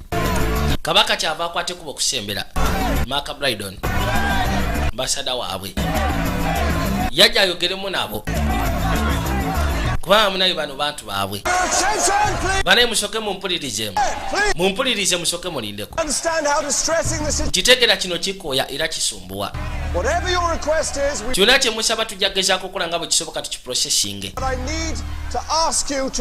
wabula ngenda basaba mubeere bagumiikiriza buli kimu kigenda kutunulamu mbasuubiza saagala mukole kinaabalumya calmly. Njagala musigale wano mulinde mbukakamu. As quickly as tugenda ba processinga mbwangulanga bwe kinaba kisoboka kyokka tebanjo okamala. Be encouraging them to go back to their home. Lwaki tubagambye badde waabwe ng'ogaseko ne hotelo zaabwe. Are blocking Massachusetts. Njagala okimanye ba blockinga Massachusetts Avenue bajja kulumizibwa. Andi kati abasigadde bonna bateeke mu lujja. Bajja aba blockinga Massachusetts Avenue. Bonna bayingize mu lujja. Abasinga bali bakwatidwa mu Fort Bed. Did you get the gator eats dog story? Wamaze ofuna ku byokulya byafu bifaanana. I don't like that. N'osoma ne ku bisigadde nti ye. Believable, isn't it? Tekikirizika ye. You are. Oh no. Can't. Thanks. Lwaki tonnegatta ku kono sisobola. Luke's mom from the airport. Ngenda kwata kubo ku mama wa Luke Garden ku airport. Keka Jen Lovely. Kali kayitibwa ka Matthew Wise. Onaate takimanyi nti balina okukima mama wa Luke. Luke Garden nayo nali mukomera. Bamuvunana kutta bwana bubiri obuto obuwala. Era ng'agenda gwa kalaba. Bwali butinejja. Kyokka tebagamba nti oyeda abadde janki. Ono ye maama we. This is the end of the road. Nze ndabira ddala eno y'enkomekero y'oluguudo. Supreme Court grants appeal today. Anti Supreme Court egenda tugrantinga appeal olwaleero. The pardons board. Newe baba tebatuwadde appeal waliwo ekiyitibwa pardon board. They'll be taking Luke home or watching him die. Nandiyagadde omuzze kasandyagadde mulaba ng'attibwa. When he was in the Falklands, then I was worried. Bwe yali mmajjaawo neeraliikiriranga. Wabula ate ekyewunyisa. Yakwata ekkubo n'addeeka n'omudaali gw'obuvumu. Yataasa obulamu bwa sooja omulala. Now these people want to kill him. Kyokka kati bano abantu baagala kumutta. Bannange. What was he thinking coming here? Naye mbutuufu yali alowooza ki okwata ekkubo okujja mu Amerika. Ddaba akafu bwe kafaanana. Sebo naye akeenyinyala. Mu Amerika naabwe efaanana. Has anyone bothered to find out from this? Waliwo yagezezaako okutegeera nti bino ebintu bimenya amateeka bye bakola ebyokwata abantu. Unprecedented. Depends on your definition. Anti kisinziira ku ngeri gwe gy'onnyonnyolamu obuteralizimu. And now, any member of a bo bagamba nti memba wa subcommittee yenna oba wakabinja ak'enjawulo nga asobola okuwa support eri terrorism bamutwala suspect. Okimanyi nti ennyonyi yaleeteddwa abasinga bonna bagenda kutikibwa ate abamu bagenda kukwatibwa. Laba bagambye nti bagenda gezaako bayisa mu due process naye tetunamanya bagenda kikola batya. Okay. We don't know who's been detained. Tetumanya ani akwatiddwa ani atakwatiddwa bagenda kukozesebwa batya. Brad kikyoyina kyekiri ku Capitol Hill. Bagamba nti abaseneti bagenda forming ekiyitibwa joint homeland security. McManus and Ziskin are talking now, but even kati yabuuza state actions on secretary of state ngugaseko ne Anthony General ensonga eno bagitunamu batya. need to introduce Patriot Act. Obuzibu obuliwo bali bagenda ku introducinga Patriot Act 2. And the detainees will have to prove that they're not. Kati kiba kitegeeza tetugenda kufuna bail eri bantu baffe. Badetainees bonna bagenda basiba busibi. Sing of all Muslims. Ha. Basiramu baba basiranye. Get me into the security committee. Njagala omuli bameka bali ku security committee. Ani gwe tuyinza okuyita munadda ku side yaffe. In the midterms. Ani gwe bagenda okukola elections mid-term. Waliwo ayitibwa Mandrain Cohen. Mukasi akantwadde erudda nga bagamba the Pentagon Virginia. Ono nakyala chairperson wa security committee egenda okutuula. Madam Secretary. Batu bagezeko tula mu nsonga eno ey'okwata abantu. Senator. The fundraiser for the victims' families. Waliwo ka fundraising akaliwo. Ak'abantu abafunye obuzibu bambi eri abantu baba abafiidde mu nnyonyi. Nandiyagadde okwate ku bojjewo. Kono nafunye dda tikiti ezigenda okuntwala mu Capitol Hill konti wali buzibu. Kakaino ono omukazi yagenda okubeera chairperson wa security committee egenda okutuula ayitibwa Mandrain Cohen. Batule mu nsonga ey'abantu abakwatibwa Norris mu Virginia. Ono abadde aseze wa mutomere ng'obudde bukyali. Kwegamba akakasente ali ku saidi yaabwe. No, I'm waiting on contact. Wina kiwafunye okono nedda ndinda contact yange. Doesn't just bark, she bites. Omukazi gw'oyagala otomera taboggola bugozi wabula aluma n'okuluma. May not be released for months and kyengamba sengogezako mukwata obubi bano abantu abakwatiddwa bayinza okumala emyezi n'emyezi nga tebateereddwa. Katuyagala nkole ki? Bwe naatuula obutuuzi kijja kuba kibi. Ono yamugamba linda olabe ki komiti kyegenda okuteekawo then olyoka olumbe. Baseneti batonzeewo ekiyitibwa joint homeland security era nga kigambibwa Security committee yegeno gezaako okwekkaanya balabo bakino ekikolebwa Norris Governor Norris ekyokwata abantu kiri mu mateeka kati bano badde baagala babeeko gwe batomera ng'obudde bukyali waliwo ayitibwa chairperson wa security committee yenna kyala Madeleine Cohen badde baagala bamusikane ng'obudde bukyali asobole okubeera ku saidi yabwe abantu bateebwe naye ng'oli amugambye nti senga omutomera obubi oyo mukazi taboggola bwogogi wabula aluma bayinza obbasiba emyezi gye tutamanyi na muwendo bana isobola kwogera kati esimu eno saagala mugikubeko twagala ebeerekirira kubanga tulina esimu gye tusuubira baba bali awo esimu yajja basubira esimu okuva eri mu Supreme Council oba mu Supreme Court kubikwatagana ku Lukugadan anti kale mukakasa ku ekyo nti ye kale tewali buzibu nazaawo essimu The Supreme Court has denied the request for a stay and Supreme Court 7 request gye twabadde tutaddeyo ku kyalo ku Gadan kitegeeza ki bandi banno nga baganya apiiru Lodi agenda Karaba. So sorry, Jackie. Ati onosonyiwa Jackie. Nakyala ayitibwa Jackie Gadani. Oli mutabani we gwe bagenda okutta. Niwankubadde muddugavu naye nga kyabika yamukuza. Yamuadapting agezeko omukuza nga mutabani we. Kyokka bamutwala Karaba. Musaatu alina mawulire kuwulira. Abaali awo ofisa mukuma yajja.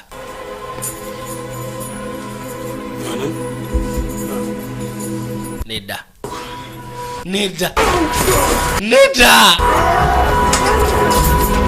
Ono yakamuwerawo n'amugamba wange.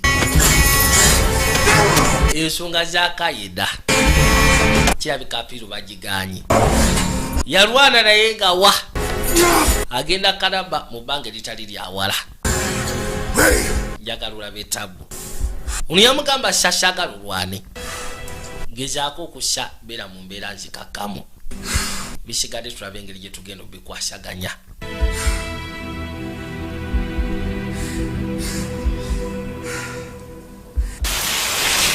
Kayino twavayo ne tudda erudda.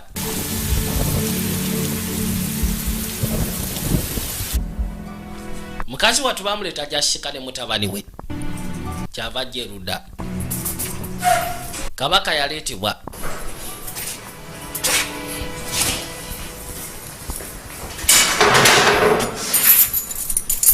Bazawuna bulungi nnyo akagi. Kwe kutya shikane maama we. Mukazi watu alina mazzi gabambi. Lwodi tamanyi kyakwogera.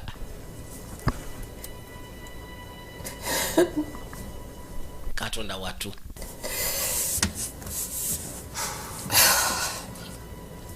Ninga amumanyi. Siye muntu ayinza okukola ekyo kye bamutaddeko. Naye amateeka muzibe. They can schedule a meeting before the end of next. Madeleine Cohen ngezezaako okubayo essimu. Naye munaye kigambibwa nti ali mu meeting kijja kuba kizibu gezaako kwasaganya essimu ye. Lodi ye bagenda mutta Supreme Court eganyi. Mr. Coles. Apiiru. The Foreign Secretary's on his Foreign Secretary ali ku. Supposed to be attending a dinner at Caroline Hanley. Okimanyi nti leero lwakubiri olina ogenda ku kyeggulo kya. Do you like me to make your Caroline Hanley? Actually, Nkisaze mukono lindako. No. Tokisazaamu. Mugambe nja kwate kuba ogendayo. Tewali buzibu. Ati kali. Katwakwate kuba ne tuvaayo. When is Armitage going to deliver, Gordon? Runways, our base. Gwe sebo njagala ombuli ye Gordon. Kiki ekigenda maaso?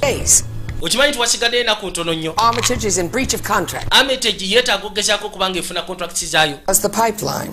Pipeline ziri zitya. Now, when we're talking minor local difficulties, we... Over. And Armitage is in breach of contract. We're having some... Ono bamugamba nti wasigadde ebbanga tono contract yaffe bengegezaako sanawo mu Tizistan. Tizistan. Now, when we're talking minor local... Ono yafunamu obuzibu obutonotono. Bw'oyogera ku buzibu obutonotono. Kiki otegeeza ku side ya president? Yagamba yagala ku negotiating a deal ye. His Cayman accounts? Oyo mutumbavu sete tumwadde ku account ekimala. Kept that man in power. Oyo musajja aze yamuteeka mu buyinza. Armitage, when I told that meeting... Bwe narunninga nga Armitage buli kintu namugamba ng'akola. As he was 7 years ago, Lynn. Anti takyali kaseera ke kamu nga bwe yali myaka 7 egyayita. Bulletproof. Boogera ku president ayitibwa Usman. You around, Gordon. What is this stand? Due respect, Madam Secretary, I'm CEO. Madam Secretary n'ekitiibwa kyonna nze CEO wa kampuni ya Armitage kati nkakasa buli kimu kigenda kukolebwako. Runways. likoleko. Aren't up to the job, then you could forget our past history. Mulimu bwe guba guganya ogenda kwerabira ebyafaayo byaffe. Excuse me. Kati nsonyiwa nja kujja ku ntebe gye nakutaddeko eya CEO, Chief Executive Officer wa Hermitage. Kirabika contract zaabwe zigenda kusanawo kyokka ate President Usman yalabika ayagala kuddamu ku renegotiatinga sente ndala. Kiba kibaza amabega. Bajja bamugjeyo. They buried the wrong one in Arlington. Okimanyi nti baaziiga wana mu kyamu mu Arlington Cemetery kubanga baziikayo mutabani wa Nakyala. Unagamba nti gwe baziikayo mu kyamu Nakyala yandibaddeyo. The bomber was also known as Ibrahim Wahid. Mawulire ko gakyafuluma ku lodi ayitibwa Ibrahim Wahid. Gwe bali bamanyi nga Hassan Khan. Related to terrorist activity. Yera ko samanya ga mirundi ebiri. George Blake. Omanyi gwe bayita George Blake kono mukesi wa Bungereza. Close. Special agent in charge of... The special agent in charge. Counselor External Affairs. Field operations. Liaises with the consulate in cases of missing UK nationals. Akolagana ne consulate. Kuchikwagana ku Bangereza baba misinze. Phil, I appreciate it. Nandi yagadde mu ababiri musigale nga munyumya. Coffee. Waliwo Nakyala ayitibwa George Blake. Kolera FBI akwasaganya ku bintu by'abantu baba babuze. In Fairmont County, pathologist reckons he's British. Waliwo mayiti gye twashikanye mu Fairmont County. Ninga kyebika mu Ngereza. With a tattoo on his butt reading made. Yabadde alina tattoo katofaali k'essebo. And I take it by your presence. Kati kirabika gwe okujjako wano kiraga nti teyaguddeyo bugwi. He was shot with a high velocity weapon. Bamukubye ekyasi n'emundu ey'amaanyi fesi ne bagiba ebentula. It looks like a second round originally lodged in his. Ninga kyebika already yabadde alina ekyasi ekyokubiri kibadde bamukubye mubiri ne kijjibwamu. His face was blown off with a 12 gauge. Fesi bagikubiza 12 gauge. A lot of trouble to make her job difficult. Kati neewunya omuntu ayita mu buzibu ng'obutukalubiriza omulimu. We've also sent DNA to Scotland Yard. Nasindise DNA bageze kugikolako analysis mu Scotland Yard. This time I saw made in Britain. Kono soko sindike ne mbana maje. Bise bisinga abantu babeera ne tatunga ezo babeera mu maje. Okay. Tuwadda kukomera. Musatu bamuteekako akapingu.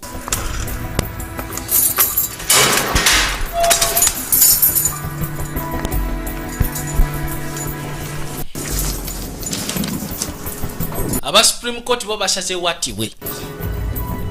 Gende Kalaba. Yafuna n'omudaali ogw'obuvumu mu maje yataasa munne. Ono yamugamba tofayo bagenda geza kubbi ku wali ku inventory. Hati kale. Basaze watibwe. Ne wabayo mukisa gumugoka. Kasitaba nga asobola gezako presentinga kesi maaso ga 16th. Pardon board. 4 days from now. Ono yamugamba nti governor asaze watibwe. In phase 2 of Death Watch. The state governor has set the date for your execution for midnight on the 16th, 4 days from now. Lodi musatu bamugamba state governor amaze okugezaako ofulumya olunaku lwagenda okuttibwa 16 musaamukaga ogw'ekiro. You notified the prison authorities. Era nga bamugamba kati ali ku phase 2 eya death watch ye. Yes. Kumuyisa bamulekeze ludda. Naye nga ye yali agamba tegumusinga. Kitu kyeyakikola kye bamugamba kyokutta abaana ababiri abawala. You'll be taken to X-Wing. Ogenda atwalibwa. A guard will remain outside mu X1. Bagadizi bagenda kuba bakuuma ebweru 24 hours. Contained. Legal visits, however, will now be contact. That's all, Mr. Gardner. Kyekyo kati enyinza okugeza kugamba Mr. Gunner.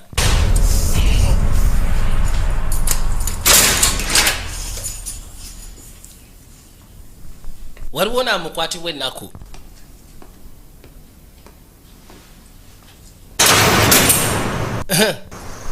Mama yuno.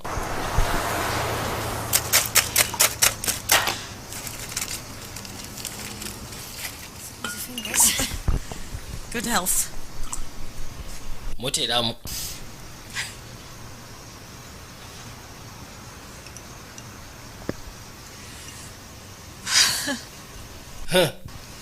I feel a bit guilty. Butufu mpuliyanga gwe gushinga. Drink when Luke's inside. Kwegamba ogenda maaso n'okunywa nga Luke ali munda. To Luke. Tunywe omukulu lwe.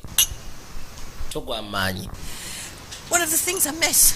Bye bimu ku byensinga omusu bwako. Luke always brought me a bottle of juice. Yatiranga okundeetera ecupa y'aka drink buli gye yavanga. Sounds like he loves his mum. Kyebeka yali ayagala nnyo maama we. He gives off like it's really hard. Kwegamba alinga agamba nti obulamu buzibu era nga kyo kiyinza obutakola. Did you see much of him after he left the army? Wamulaba nnyo ng'ali mu magye What's it like? oba bwe yaviira mu magye. I've got postcards. Agamba teyali musufu wabula yasindikiranga postcards buli we yagendanga. Indonesia, Cape Town, mu Cape Town, Pakistan, Dubai. How can he afford to travel so much? Yajja atya okuba ng'atambula nnyo. construction worker, Sente yazijjanga wa. stuff like that. Ng'agamba nti yali muzimbi. Kola biddo matisi. He did. Kale bwe yateranga okukola. He always was a restless soul.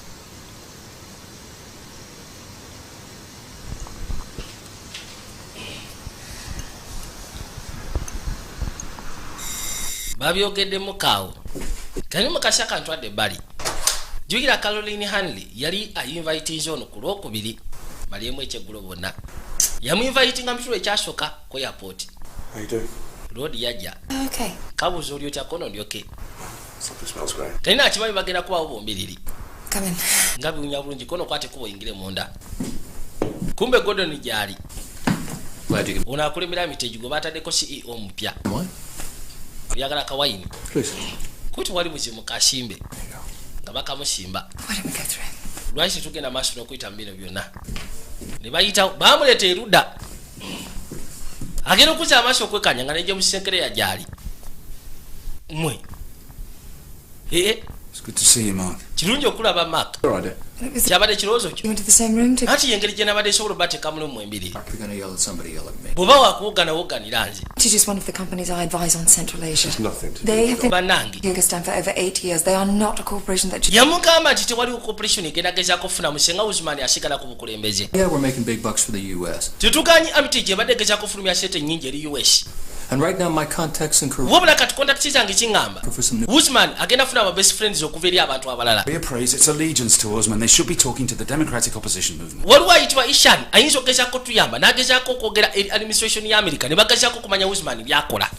James has been in regular contact with him. James abadde mu regular contact ne Lodi ayitibwa Ishan. few people he trusts. Bantu batono nnyo basobola okwesiga musaala twali mu buwaŋŋanguse. For discussions with the US administration, but Twandiyakadde okugezeeko okudisikasinga ensonga zino ne US administration wabula gwosobola ogiblockinga wekka bireme kumanyika. Is your brother-in-law? Okimanyi nti mukoddomiwo Ex-diplomat. nze ndi munywa mwenge. You are in a unique position to get. Gwali mu kifo ekyenjawulo asobola okugezaako omuleeta n'asiikana administration ya America.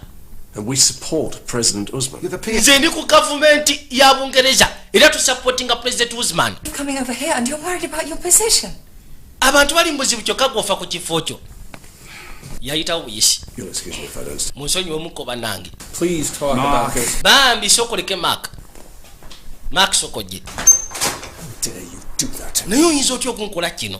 You were badly wrong once. You're closing your eyes again. Okimanyi nti omulundi ogwasooka wabikka amaaso ku ebyo byali bituukawo mu Tizistan. President of Kyrgyzstan, Ishan or Usman? It's not a Kati ani gwe gw'oyagala agezeeko okufuga ensi ya Tizistan? Otaaga Ishani oba weetaaga Usman? Saida was murdered. And it's Saida yattibwa have shot him too. era naye kataba mukube byasi. Evidence. Tewaliwo bukakafu bukakasa ti Usman yabirimu. If you can't show me any respect, at least have something a dead wife. Alisti olina omukazi eyafa. Oyinza okugezaako okuwa ekitiibwa mu nsonga zino. Alima, I remember when you had a soul. Nzijukira walina omwoyo omutuufu nga tukyali ffenna mu Tizistan. Thing to do is Obuzibu obuliwo right. ebiseera ebisinga gwe tukimanyi nti ekintu ekituufu okukola ate si kyekirungi okukola. Kwegamba ekintu ekirungi okukola si kyekituufu okukola. Ebyo ebintu bye mwakola ne mugezaako kulonda Usman bye bibatuukiridde kati kamulabe. Bali bagamba Usman ave ku bukulembeze bwa Tizistan wabula ono agamba nti nze ngoberera ki kigenda maaso nakubaawo. Ndi ku gavumenti ya Bungereza tusupportinga president aliko baligimu eriko. Waliwo ayitibwa Ishan Brozovic gwe baagala okuleeta. Bano bagamba abantu bambi eddembe lyabwe balirinyirira.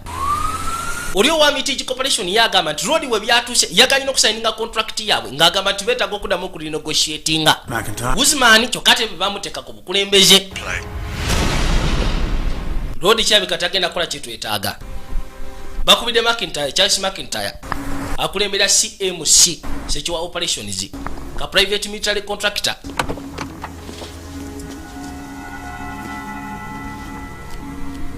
basooka ne batayiza James Sinclair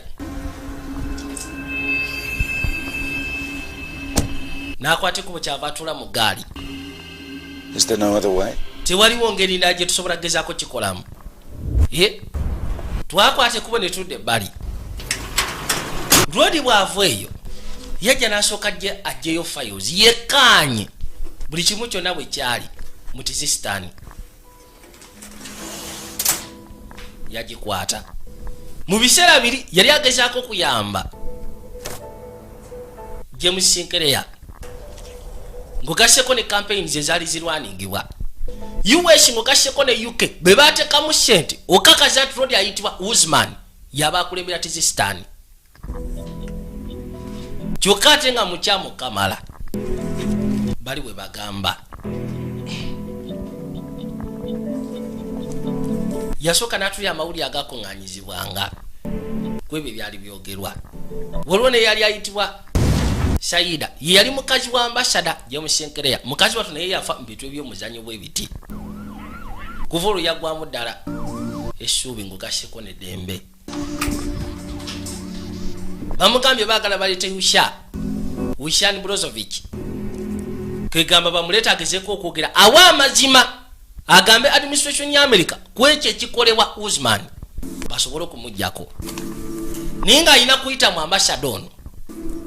Then alyoka atuuka eri. Kyokka ate tebiira kutuuka wa Usman kubanga ayinza okwekyanga n'atandika okukolagana ne Iran ng'ogasseko ne Pakistan. Who's that?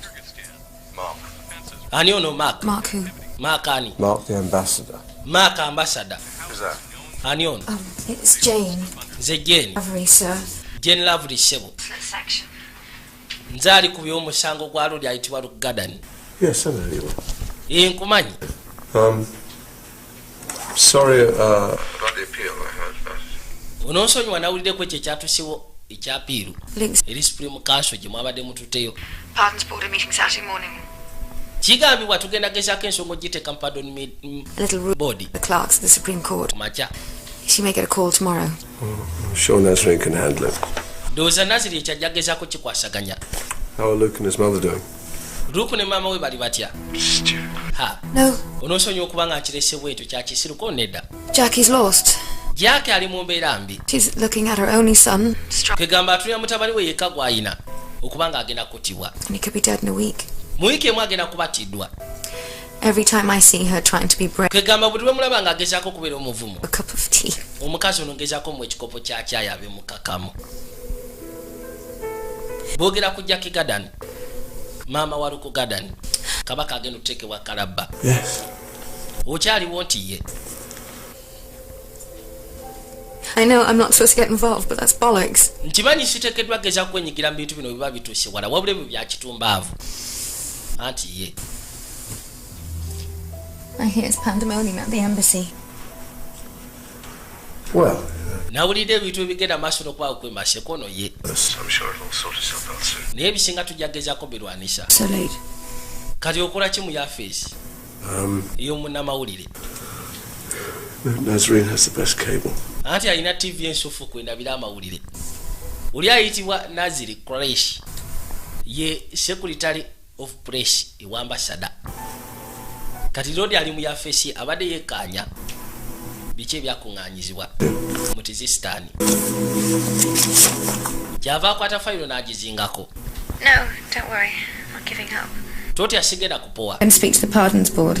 Ngenda kwogera ne Pardons Board. You can make personal representation. Batugambye tusobola okugezaako okukola personal representation. Kwegamba tusobola okuteekayo ekintu kyonna ne tuyinza okukiikayo mu buntu. If you need any help, make sure you call me.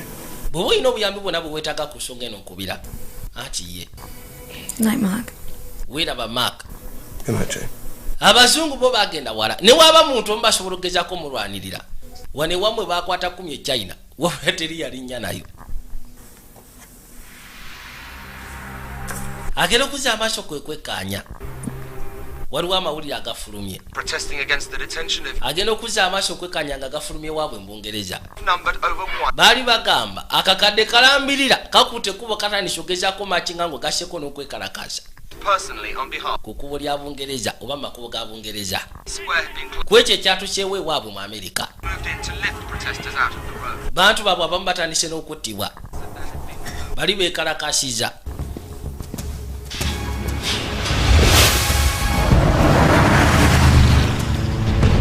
motoka yaguka mu kaseera ako.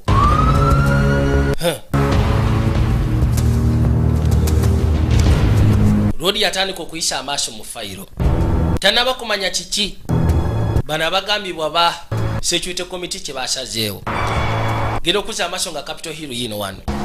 Yalina okukwata kuba akole ambush erina kyalo ono chairperson wa committee egenda otuula. Appreciate being ambushed. Ayitibwa Madeleine Cohen. Ati sisimanyi okuntomera kubanga nyina gyenzira kono kankuwerekere. Ayagala amuteeke ku side ye kwegamba bwe batuuka eri okudiscussinga ku nsonga eno abantu babe nga bateebwa. We are in the face of attack. Unagamba nti komiti yamaze okukizula nti tulirumbiddwa. It would allow you to lock up more than 10,000 UK citizens. Someone housed that bomber. Kati muli beetegefu ogezaako siba abantu ne bana abamutwala ogumu ogwaba tuuze ba Bungereza. Welfare of US citizens. As it should be. Kye tulina osooka okukakasa nti abatuuze ba Amerika bo balyoke. The three largest corporations employing over 2 million. Okimanyi nti waliwo corporations 3 neno kamala zigenda maaso n'okwemployinga abakozi okubajja wano bateeka mu mbeera ey'etabbu. With the US. If fellow Muslims are being rounded up simply on the grounds of religion. The next time bamusirimu zibangi bwe mukwatidde ku nsonga y'ekisiro mujja kuba mufiirwa ekonomi yammwe ejja tandika ogwa. Bajja kuba tebakyakkiriza kuleeta eno mafuta. Your industries in California go bust.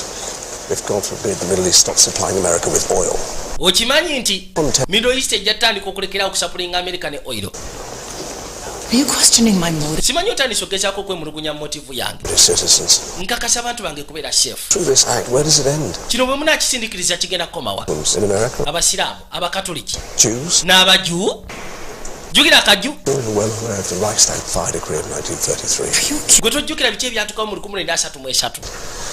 Otandise okunvunaana. Reminding ourselves. Nkujjukiza saagala twejjukizeko ebyo byatukawo mu biseera bikadde. Unimaginable consequences. Nze ngamba nti wajja kuwaawo obuzibu bwe tutasobola kuteebereza.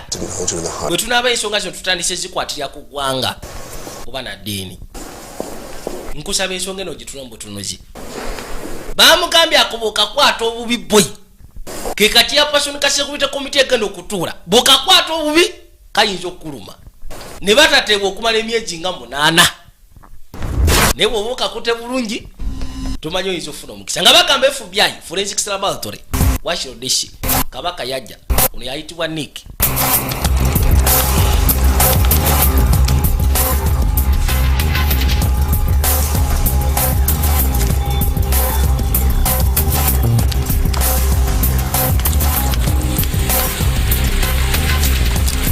Yajja agezeeko okwekkaanya ebintu bya Hassani Khan oba aka Ibrahim Wahidi.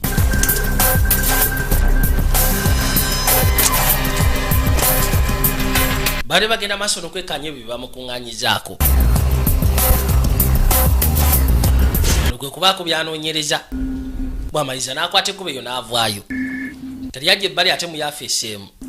Kwe kutandika otunula mu flight reports ez'enjawulo. Alina kyagoba mu mpolampola essimu yavuga. Kwe kujja agikwate. Brocklehurst. Yeah, special. Brocklehurst. Auntie is a special agent, George Breck. Defense lead. We were able to get a positive ID on that body. Tusobodde ogezaako ofuna positive ID ku mayiti gye twashikanye mu Fairmont County. Royal Marine served 3 tours. Road yali ayitibwa Richard Lawson. 6 months ago. Yali asaviizeko majje ga Bungereza. Glad I could be of assistance, George. Nagambye okebere mu majje kyasanye okubanga nasobodde okuyamba. Ever entering the US. Naye ate kineewunyisira waliwo likodi ekakasa nti yali ayingiddeko mu America. Minus his face on the end of a West Virginia. N'ekirala kijja kitya okubanga namusikanye eno gye bavubira nga talina face nga bagisekudde ekyasi. My pleasure. Okay. Kale tujja kuddamu. Kayitibwa ka George Breck kakolera FBI. Kekakute ku musango gw'amaiti basikanye eno mu mazzi. Naye nga bagizudde yali ya Mungereza munnamagye. Tewaliwo likodi ekakasa nti yali azzeeko mu America. Kyokka ate yabaddemu. Ate nga mufu. Katonda aba alina byayisaamu amaaso kyava alengera. Yakwate kubo najja. Break, Paul. Private arms sales or leases from Njagala ogezeeko okunyamba ku ba private arms sales. Abalina lease etunda ebyokulwanisa. month or two. kwegamba abantu abatunda ebyokulwanisa ate nga waliwo yatumiza ebintu ku small scale. Do any private military contractors have a base in West Virginia? Waliwo ba private military contractors abalina ka base mu West Virginia. Kimanyi kiri kimu kyokka nti eyo eringa training facility mu Kezia. Okay, najja ateka mu computer kubanga bayiti bagisikanye eri ku mugga kyokka ate road yali munnamagye wa Bungereza. Kali yakimanya alebika yali machinery ngali mu military kwegamba ka private military akamu bamugambye nti waliyo ka field banamagye gye babatendekera naye nga si magye gansi wabula private military contractors bano nasooka atula mu fayiro amazima gali nti kaaliyo.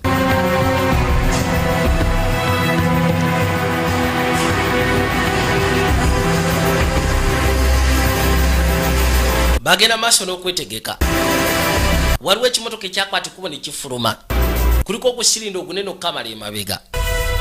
Twadde eri nakyala Jane Lovely yajja asika ne Lugada Nato ogwokubiri. Kubanga balina omukisa gumu ogusigalidde balina okupresentinga kesi yaabwe maaso ga pardon board. Ate nga guno guliko omukisa nti basobola okugezaako kikola. Physically kugaba nayo presentingayo personally. Supreme Court yo yakigobye ne bagamba agende Kalaba. Ne governor namuwerawo olunaku nga 16 ku saa 6 ogw'ekiro agenda kubatibwa. Gwe kye kyakutuuseeko ate. If you're being ill-treated. Bwe baba bakuyisa bubi sobola okuŋŋamba. Judde ebisago. We've managed to get the pardon board to allow personal representation. Tusobodde ofuna pardon board katugenda gezaako okukola personal presentation. You have the opportunity to plead your case, Luke. Wano ofuna omukisa ogezaako okwogera omusango gwo. To save your life.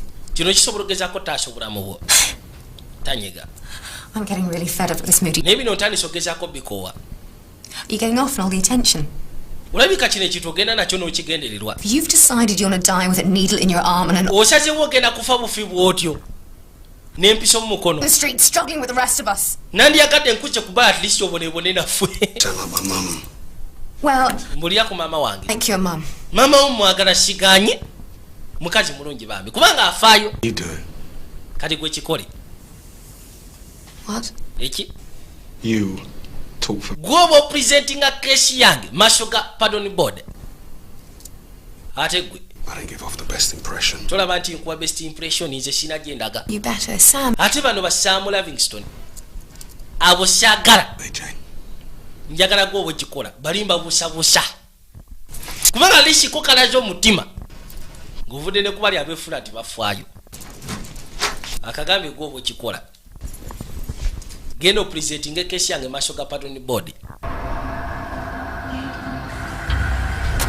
Kaakati no twadde eruda.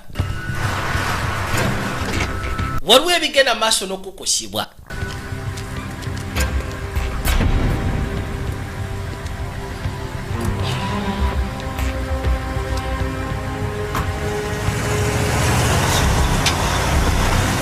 Kyokka bitwalibwa bannamagye.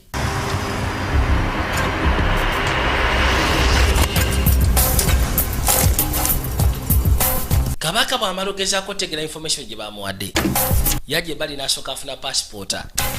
N'abaako nekyazingako ekimu. Bino byafuluma.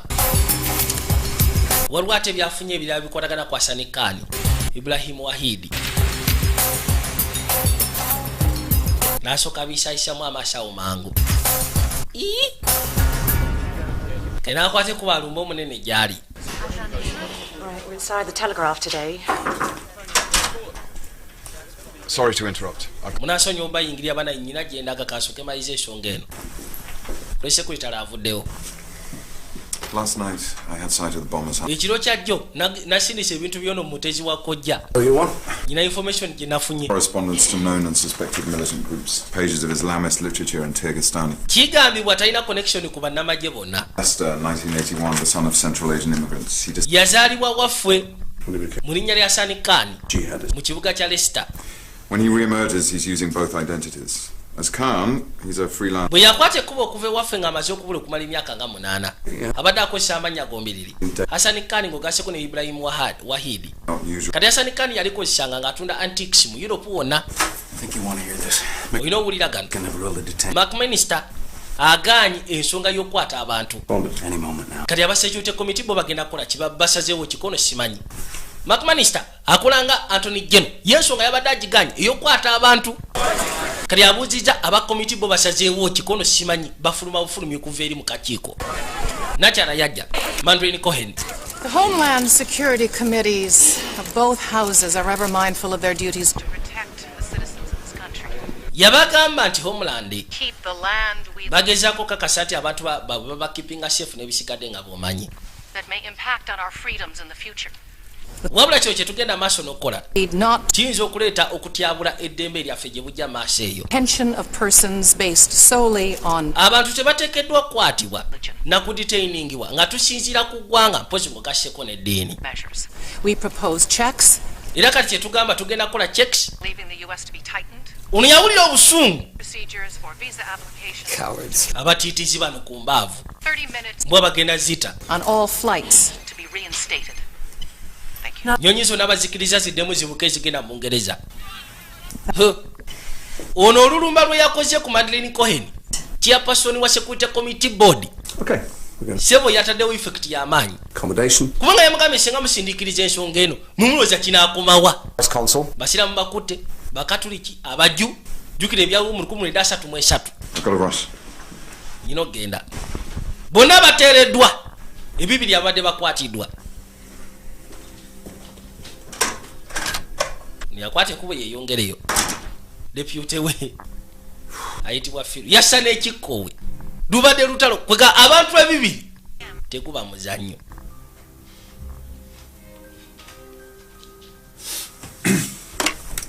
Bamugamba PM amwetaaga. Prime Minister. Hello? Wabula amasimu ge gagenda maaso n'okulikodingibwa. Ono Paulo yajja. Niki yamugambye njagala ogezeeko okufunira aka private arm sales akalina lease. Ofunye n'abo abagezezaako otunya ku small scale purchase. Katono yamuleetera draft nga waliwo jjame yakoze order okugula ebisi. Muli landmines aba40 yatumiza n'ennyonyi 737 kyokka tewalimula okujjako wa CMC Secure Operations eyo private military contractor ekulembera road ayitibwa McIntyre Charles McIntyre. Webuza agenda bikozesa ki yatumiza ebyokulwanyisa mu didi laba ekiri eno balina bye batandise okupangulula mulimu ne kanister za gas.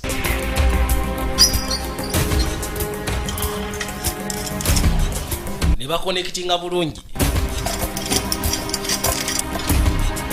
Ono yajja asike bwasika yakutula bukutusi kemiko n'emukuba yayitawo paka kutaka ne baggalawo.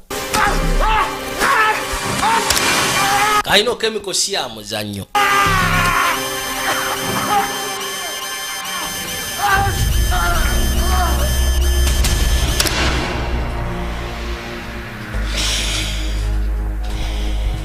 Kemiko si ya muzannyo.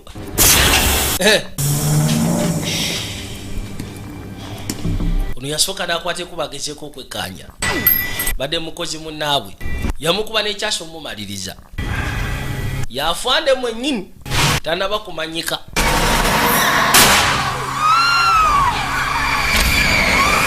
Kyabika ate si gwe gusoose.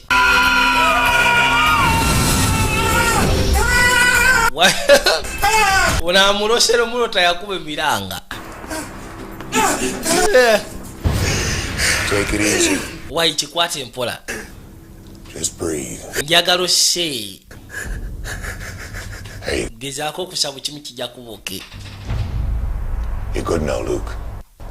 Kati oli bulungi Rock. You're good. Oli bulungi sagalodde mu kutiitiira. Muzaatu aweddemu amaanyi. Nange yatandika ogakaaba. Kirooto ekize tekibadde kirungi ku saidi ye. Twadde erikanda kyala. Kakene akawadde obuyinza.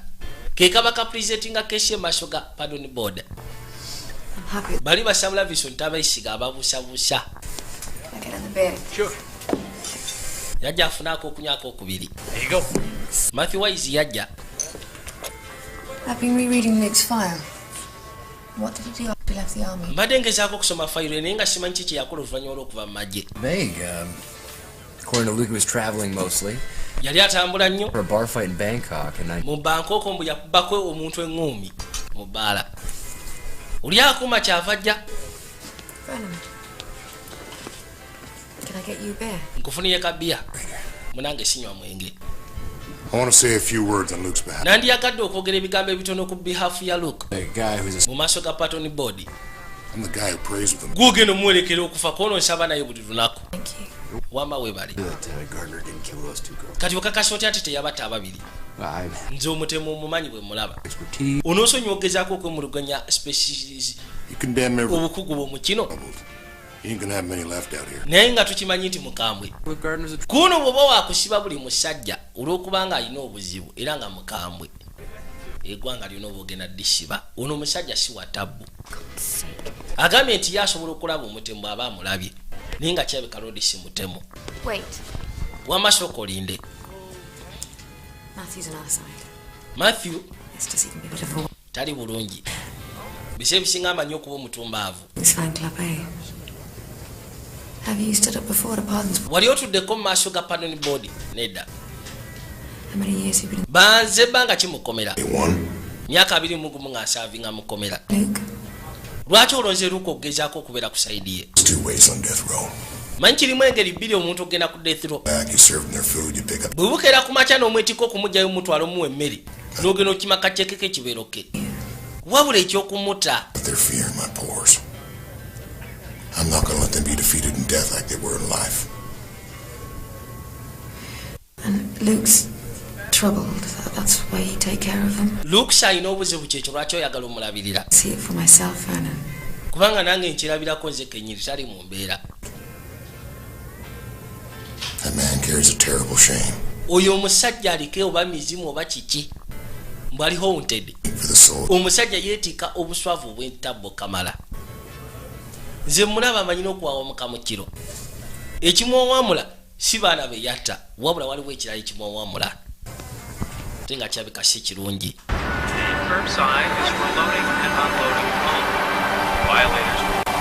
Kayina otwadde ebbali.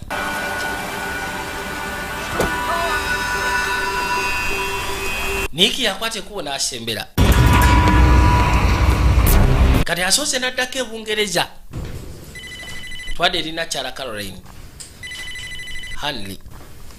Kwe kujja akwata olukomo. Hello? Mark. Nze Mark. Returning your call. Mbadde nziramu ssimu yo nasikanya message. I want to apologize. Nabadde njagala kwetondera. Wambushi gye bamukolako. Ye musenkereya. Gordon Idea. Don't blame James. Nako. Nga bamugamba agezeeko okuleeta Lodi ayitibwa Ishan Brozovic. Asikana administration ya America. You and Gordon together, eh? Ekitegeeza gwe ne Gordon muli mwenna. Only been a few weeks. Tumaze wiiki si ffenna. So, kati propositioning me the other night. Proposition gye wampe kyo kyaluli musimanyi oyagala kusula nange. Kind of plan? Wali oyagala kunteeka mu pulaani. Kiki wali olowooza? Agree to talk to nti bwe neebaka naawe kijja kuneetera okuleeta Ishan Brozovic asiikana America. Caroline. How noble the cause. I didn't plan it. Ekyo saakibaala bwe ntyo. Needed something uncomplicated. Mu kaseera ko nali neetaaga ekintu ekitali mu buzibu. It's just you don't get involved.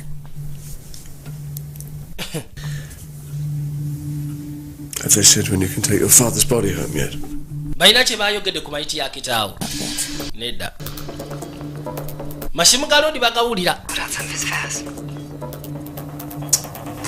Well, if you need any help, bw'oba olina obuyambi bwe weetaaga, don't hesitate to call the consulate. teweesika okubira kansolaawo. Kale kalowooza agayakagamba teweesika okunkubira. Wabula teweesika okubira kanso tuddamu n'onkubira essimu kwegamba. Si be nnaku zino kabira ne Gordon. Hey. Why? Pat? Mazo parkinga. Yeah. Kagambye oli wali oyagala kusula mu kajogoli. Cancel. Mala okwebakanawo matize nsimanyi nete Ishan Brozovic ajashikana administration ya America. Ajibuliyenga Uzman wali owetabo mu Tizistan.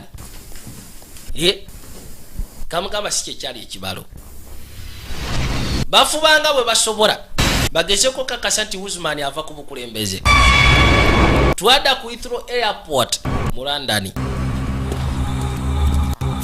Nick waliwo ekimulese eno waliwo kyayagala ogezaako kwekkaanya akakasida okuza ku report gye yafunye wabula nga yakitegere nti aba CMC sekiwa operations ka private military contractor balina kye babala batumiza ebisimu didi ninga bagenda bikozesa ki balinga bagala okutandikawo kasimolowo njagala olabe tabbu yajja ne pek n'amaka gamu yatuukira laba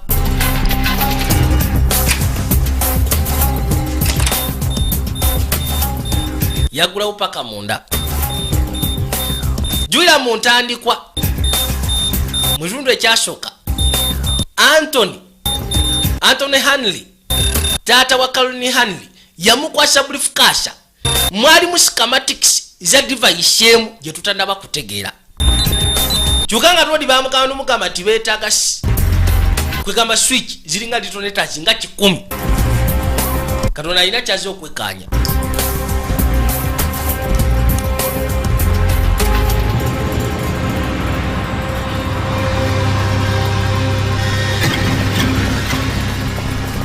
Kaino kasera ke kamu nina chala kute kubo okujja Bungereza.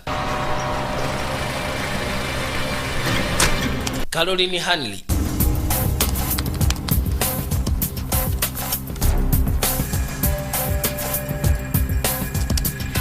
ono yatandika okwekkaanya ku kompyuta nabi atandise okugezaako ku downloadinga ali mu apartment ya road Anthony Hanley ey'omu Bungereza njagala wekkaanye kyokka kyebeka nina kyajja akwate kuba okujja vudde mu America ze mu Bungereza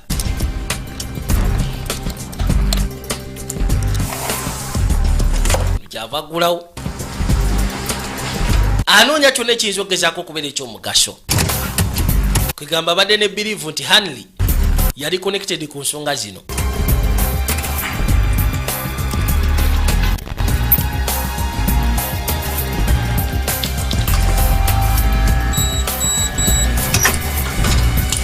Yagulawo kasefu akali wansi eno n'abaako byatulatunamu waliwo files yagwako eziriko centers mwe muli schematics ya device eri n'agiraba kyava byetika byonna n'abiteeka mu kasawo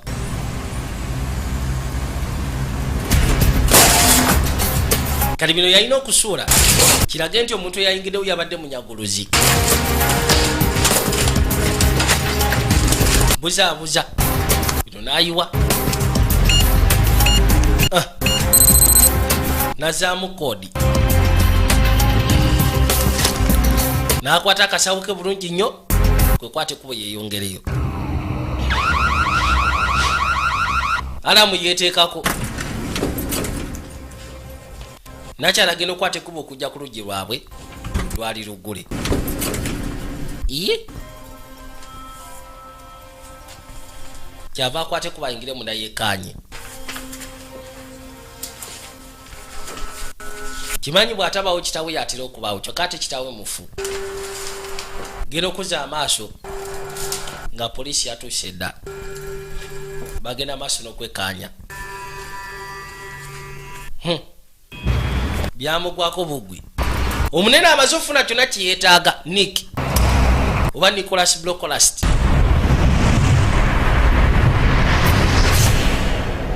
twada mu Washington DC mu America simu yavuga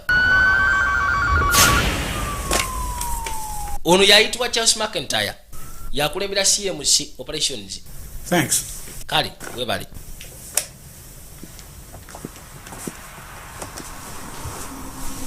akasajja ke kajja kati bw'amaliriza ofuna byonna byafunye naye n'akuba essimu nabe yakubira essimu bano bamashinaries be bali mu kampuni ye ono yabagamba nti batuwadde go ahead kati mugende mukikoleko kyonna kye babala mukama yamanyi buli omu njagala linye kabashi kati obudde nga bukyali titwagala tukerewe mwanguwe buli kimu kyonna mukikwashaganyize mu budde bwangu ddala bwe batyo ne balinya kabashi bano ba machinery wabula company eri registered era nga emirimu gyekola giri recognized ne government ya America wabula bandi banga balina ekya babala kabaka yuna akomyewo esimu yavuga No, I've drawn a blank on that. obizude kono sinabagezako bizula Don't worry about it. n'atuukira wano kati kyava akwata fayiro device yino n'asooka atunira olupapula luno bali abasajja batumiza buli kisi ekyetabo kamala aba CMC Sexual Operations kati kyeyakola ogezaako bisabotaginga obulungi yabiteeka mu kompyuta n'abako bya drafting ebirala kabashi kakano kasembedde kajeruda kana kaliko basoja balina ekisawo ekimu ko batuukira jukira ku report gyabadde atunulira mpoki kukasheko n'ebintu ebyatumibwa ebirina ogezaako okuweerezebwa aba CMC ebyamagye mwalimu n'ennyonyi 737 yeno mwangu tugende lengera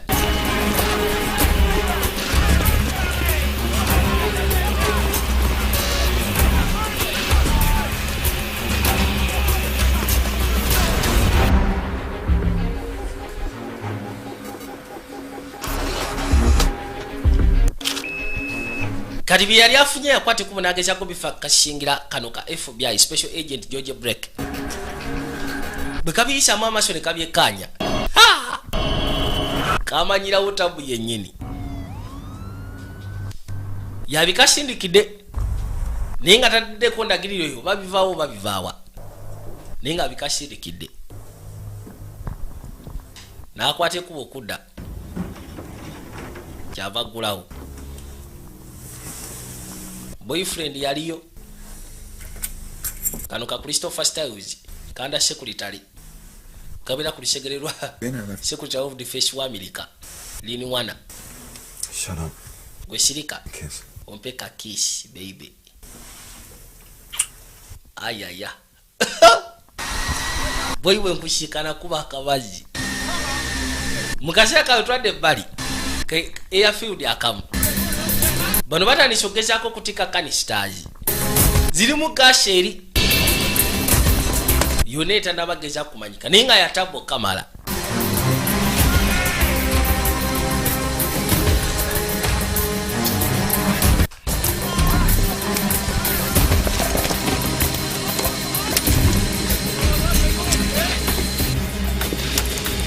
Right. How long? 10 minutes. You good to go? Yeah. tubuzayo banga kikole dakika 10 oli mwetegefu ogenda ati buterevu Go ahead. Over. Yes, Maryland Tower. Requesting takeoff. ha waliwo ebimotoka ebyajja ne bitandisa okugezaako bazingako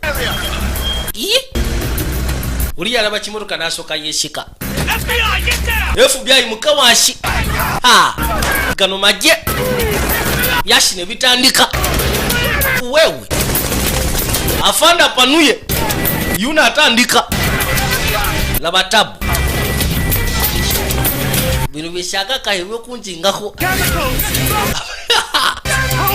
abashigadde bapuwa temukuba mukakane wanchi FBI bazinjeko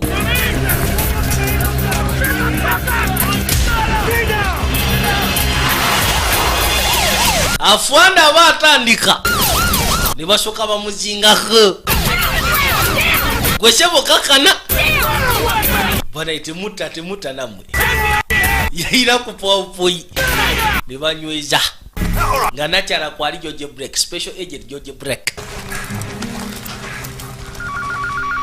esimu yavuga mashakati g'ekiro ono kyava agikwata Christopher Styles hello ala aline kaboyi ke mbuliri I'll be in the office in 20 minutes. ngenda kujja mu office mu dakika 2 bamukubide esimu ku kiguddewo kumbe Nick akimanyiko kubanga yasindise obubaka eri George Breck kyava akwata olukomo tino mukashaka ntwadde eri road Mark Brydon ambassador bamukubira essimu. Of the 24 men arrested, 18 abasajja 24 abakwatiddwa 18 babadde babangereza.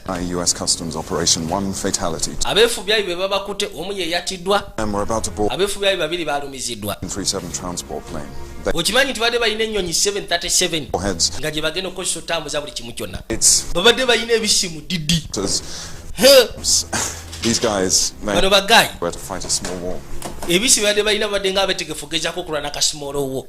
The FBI had a tip-off about illegal arms. FBI waliwo yagiwadde nti waliwo atambuza ebisi. We were doing with smuggling. Kati muntu kyayinza okusimagolinga ebisi ng'ebyo. Kuno ba private military contractors bayinza okukikola. Okusimagolinga arms ng'ezo. Their flight plan says they were en route to Kyrgyzstan. Badde bagenda mu Tajikistan. Gone. The worst yet. Ekibiina ekiriwo 10 cylinders of epichlorohydrin. babadde balina silinda 10 eza epichlorohydrin. Yeah. Oyo takozesa mu industry nti ye. It's also the principal ingredient of nerve. Naye bagamba nti ye principal ingredient ya nerve gas epichlorohydrin ye chemical ekyasiza okubeera ey'amaanyi mu kufomingawo ekiyitibwa nerve gas. Call everyone in. Njagala okubira abasigadde bonna nga Washington DC tebanaba kuzuukuka. Katonda wattu kino ekiguddewo kika Nick kyonna kyabala Mukama